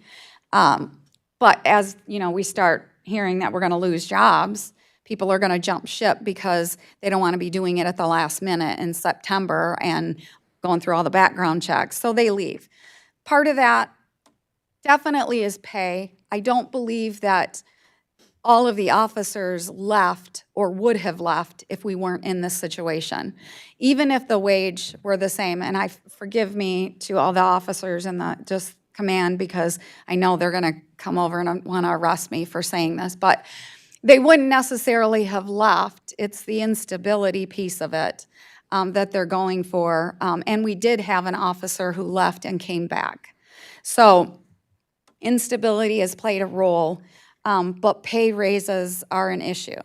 So as we continue to struggle, and we will struggle with staffing, I pulled up the work papers that I keep on pension. We will have, next year, we will have 3 that are eligible to go, and one is a school resource officer that Waverly will be looking at. The sheriff's going to have to look at who he's going to assign. One is a sergeant that is stationed here, and another is a detective that is currently stationed in Delta. So when you look at this model, where it may seem command heavy, we're going to continue to lose command officers going forward, all the way up to, if I use next year, all the way up to 2033, we are losing 14 officers. That does not include the officers that we know are in background at other agencies now. Again, why would you want to stay here when you don't know, especially what you're going to staff here? So a lot of the command staff that we have, well, they've obviously been here for a long time. They have the expertise. They can step in. Any command staff we lose in Delta, or if they're off on medical leave, vacation, they are allowed to take vacation, and we want them to take vacation. What's the backup over there for command? I know that I had a conversation last week, I believe at the contract signing for Delta, where the lieutenant and the captain over there, basically, so they don't have overtime, swap their shifts, and, you know, one will leave early on this day so that the other can cover. But it's a really complex system. They also take a lot of calls at night. If they're not on shift, they're taking calls all the time. These officers here can assist with that. But again, I would say that based on all of the work that Ben and I did with this, the staffing structure here makes sense right now. In the future, would it make sense if we don't have contracts? I'm not sure. We would have those discussions. Could we eliminate command through attrition? That would occur in about 2028, 29. Yes, you could do that depending on where we're at. But the other goal for the county with the Delta contract, any other contract, and what we've set up here is to be able to bring back what the sheriff, granted not mandated to do, but what the sheriff has been doing here for years, and that is to provide police services throughout Eaton County. I talk too much.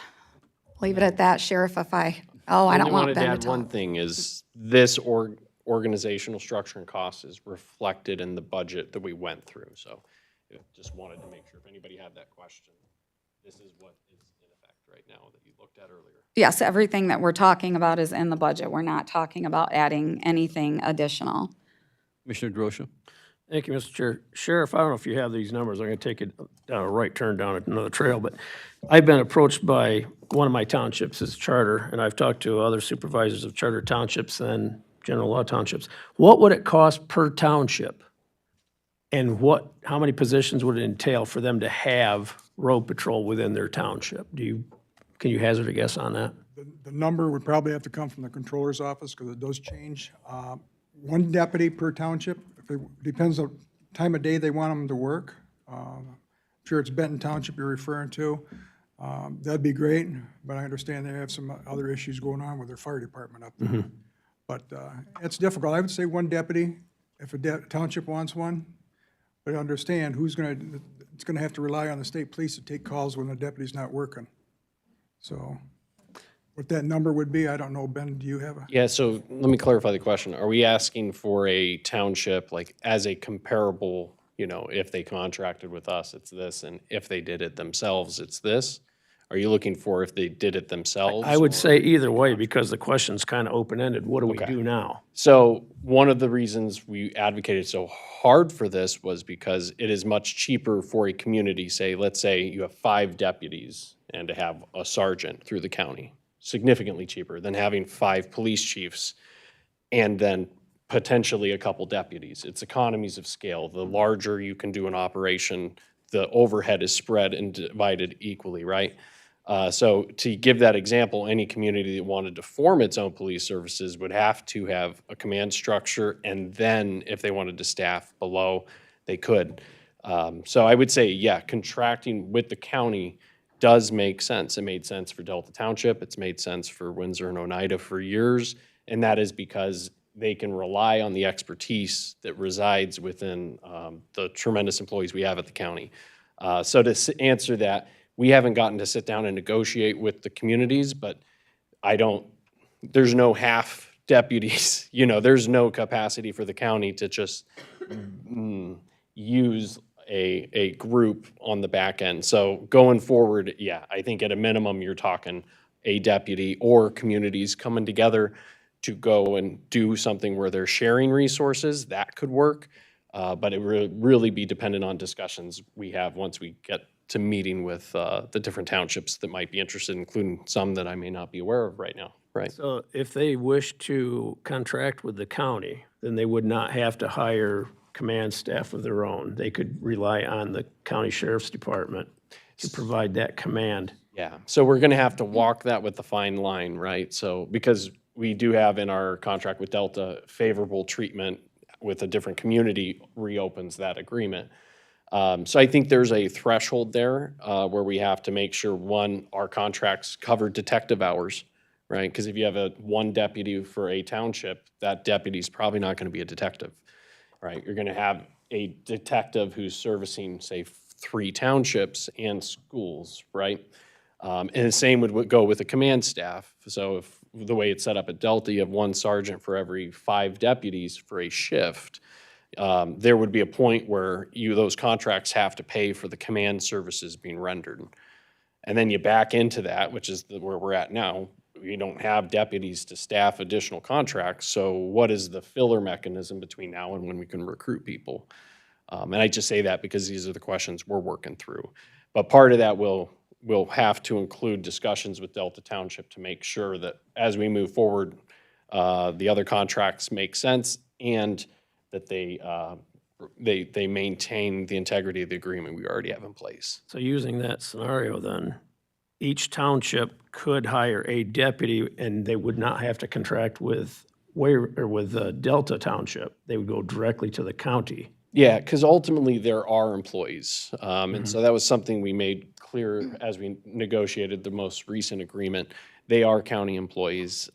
Even if we came up with something, and again, we haven't sat down with these communities, and if we had some kind of mechanism, say for overtime cost share, something like that would have to get approved by this body and the Delta board, because we have dedicated those employees in Delta Township. And at that point, should that go through, then that deputy per township would still be subject to mutual aid for other townships? Okay. Because they're still sheriff department employees, and sheriff has always held that his deputies respond to mutual aid calls, and that's not something he was interested in walking away from. All right, thank you. Commissioner Toomey. Thank you for the walkthrough. So fully understand the complexities of any sort of structure for more of the out-county municipalities that might want to contract with the county. How many municipalities have reached out at this time? I understand you haven't begun negotiating or anything like that. How many municipalities have expressed interest to you and the sheriff? I don't know how many you're at right now. Windsor, which we've had a contract with for the last few years, and I understand Oneida has made contact with us. Anybody else I haven't heard? Well, Maple Valley and Maple Valley, Vermontville, that's an yes. SRO. And then obviously Waverly, SRO, the grant will run out, so Waverly will have to look at funding that in the future if they can't get the grant funding, so. Okay, thank you. And if someone is interested, they should start with the sheriff and then approach the controller's office. Yeah, well, we've been trying to make that clear because obviously the sheriff doesn't have to offer up a contract. And he's going to have to look at his staffing levels, the stress to his officers. So yeah, it goes with the sheriff first, then we work on the numbers. Okay, are we ready to vote on that? We good for the structure? So yes, if you want to take a vote on it, that would be great because it solidifies it. I'm definitely sure that the deputies here and the command officers here would appreciate it to know, exactly where we're at and hopefully save people from leaving anymore and maybe bring some back. Okay, good. All right. All those in well, we have to have a motion. Yeah. All right. Move to accept the organizational charts as presented. Moved by Commissioner Haskell. There's support over here. Commissioner DeRocha. So any further questions, comments? All right. All those in favor? Aye. Aye. All those opposed? Motion carries. All right, we are going to take a break before we get into the adjusted budget here, so. Yeah, and then public comment. It's been 3 hours, so let's take a 10-minute break.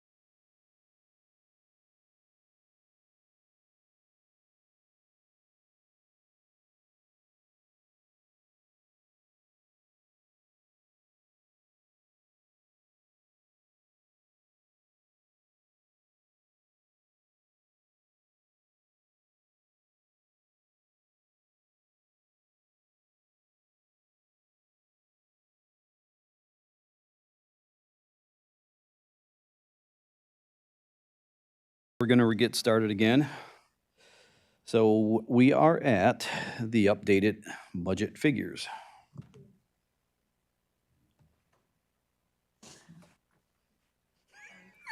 Yeah, yes, I think we went through, I think I went through in detail. I don't know if anyone has any other questions on it, but obviously what we're looking at right here is a good picture for the county. What this does not include is any pay raises, and we are in negotiations for wage reopener only for 7 bargaining units, and then looking at the wages for our non-union employees.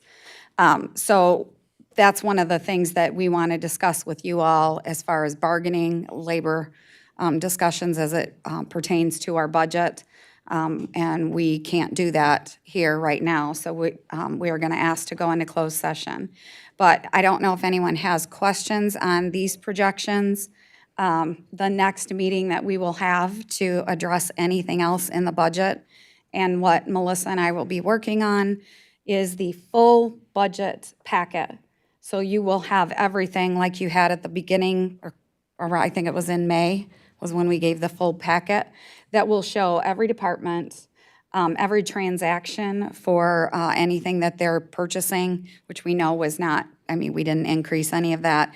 You'll be able to look at that before you get to next Friday's Ways and Means Committee. And again, I'll recommend, that is not a full board meeting, but I would recommend anyone come or please watch it. And then that will then be recommended to public hearing on September 9th. So you'll all be here for that, and that'll be the opportunity for the public to come in and tell you if you've done a good job or not, or what they want you to do differently. And then we will have one more Ways and Means, and then the final adoption of the budget in September at the board meeting. Any questions? Commissioner Drosha. Thank you, Mr. Chair. Connie, just for clarification, that September 9th meeting, what will that entail? So the budget hearing in the past have been really quick. We present a book. We have that book online for everybody, and we have a copy in our office. We come here and go through it. You will actually present what the budget looks like and where we've gone as the Ways and Means Chair. And then we invite everyone up to speak if they want to on the budget. In the past, we've had these meetings go for 15 minutes at times. I'm hoping, and I tell the public this all the time since we've gotten into this, please come and talk. Please come and listen or watch. But if you have concerns on anything that the board has done thus far, coming in and letting the board know if you have any concerns is the best thing to do. So at that time, the public can give us their opinion and talk about their concerns, but will we be able to change anything based on that? You can do anything. So I want to be clear because the adoption of the budget, sometimes people think it's final. The adoption of the budget in September is when you have to have a balanced budget. So that's what you're adopting as a balanced budget. What we're trying to adopt is a budget that gives us a fund balance that we can take care of what we need to and haven't been taking care of. But you just have to adopt a balanced budget. You can change anything up to that point to go in as an adopted budget. And then throughout the year, as we've done this year, you can amend anything. So if you decided in October something occurred, or December there was something that was the result of a cut, you can change that. Or if you wanted to cut additional, you could do that. So it's throughout the year, but the crucial piece is that we have a balanced budget in September. Thank you. Commissioner Pearl-Wright. I just want to ask you, so I have on my planner the August 15th for Ways and Means, which will be our also business meeting. Correct. Do we have an additional one to say final, like the 29th? No, we don't have an additional meeting in August for the budget. That's why we were trying to do everything, Ahead. The end of it, we were trying to do everything that we could. But again, I mean, The next meeting in September, the Ways and Means, is when you would make any other changes before it's adopted. Oh, okay, on September 12th. Okay, after we do the presentation of the budget. Okay, thank you. Any other comments? All right. Thank you, Controller Selby. Next, we're up to limited public comment. If there is anyone that would like to address the board, please approach the podium and limit your comments to 3 minutes, please.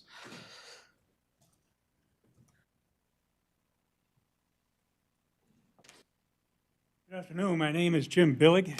I'm here again to address the issues with the drain, the Eaton County drain system. I don't seem to be generating a whole lot of interest here, and that's very sad to me. So I keep reaching out to the governor and all my elected representatives, state representatives.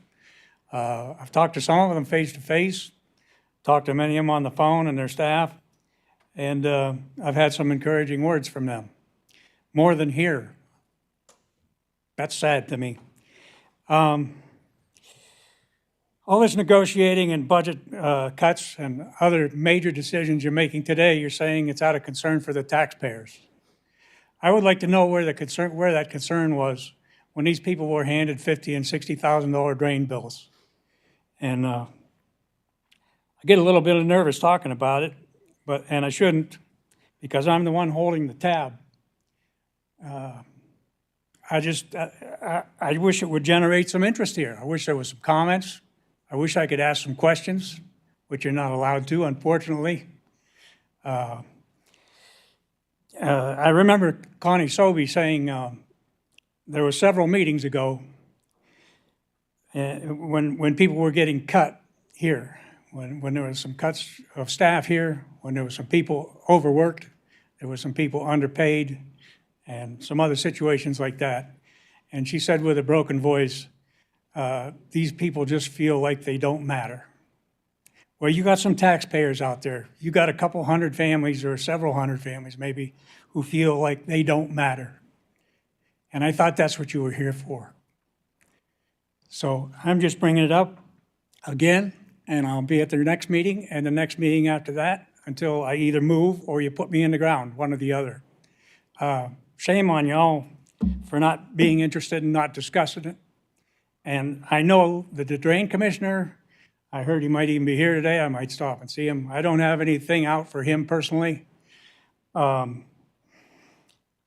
don't agree with how he's doing things. I heard there's going to be an audit. I'm anxious to see how that turns out. And I hope they go through with it. And I guess that's about all I got right now. But you have a lot of families out there that were struggling long before they got these bills. $50,000, $60,000 assessments and more. I know one farmer that has $200,000. What's he going to do with his farm? He's third generation on a farm.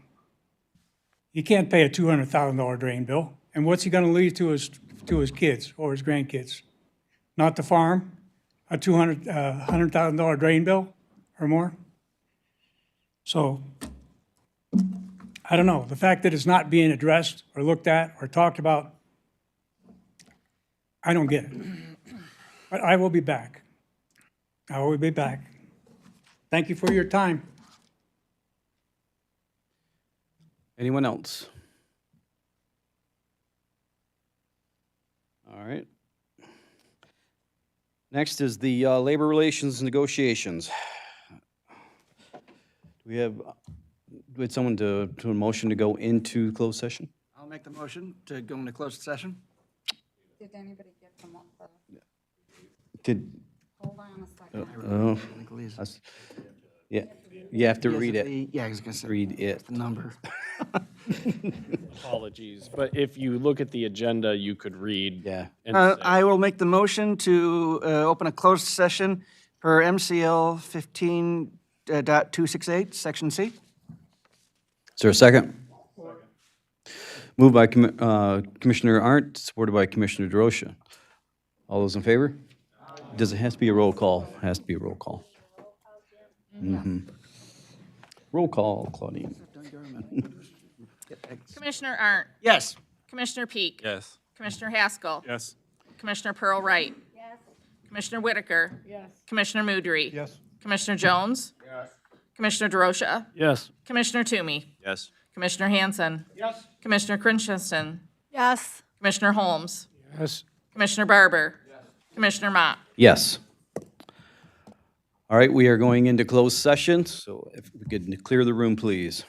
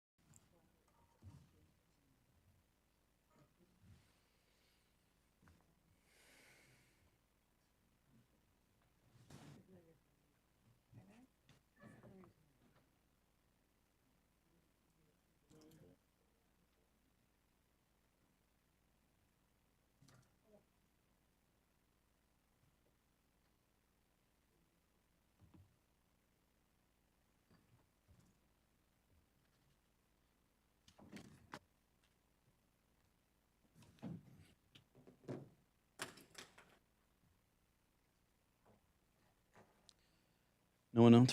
Okay, jeez. Not like today. Okay, so first up is our bargaining, what do I want to say, the 8-3, or I mean, the, You don't have to do anything. Don't have to do anything about it. oh, okay, okay. All right. Oh, that's, yeah, never mind. Never mind. What I do want to say, just for bargaining purposes, we have our bargaining team. It's always been, in the past, our controller's office and chair as our bargaining team. And we're going to, just for public record, want to keep it that way in the future. And so, other than that, I think we're all done unless there's other commissioners who have comments. All right, we are adjourned.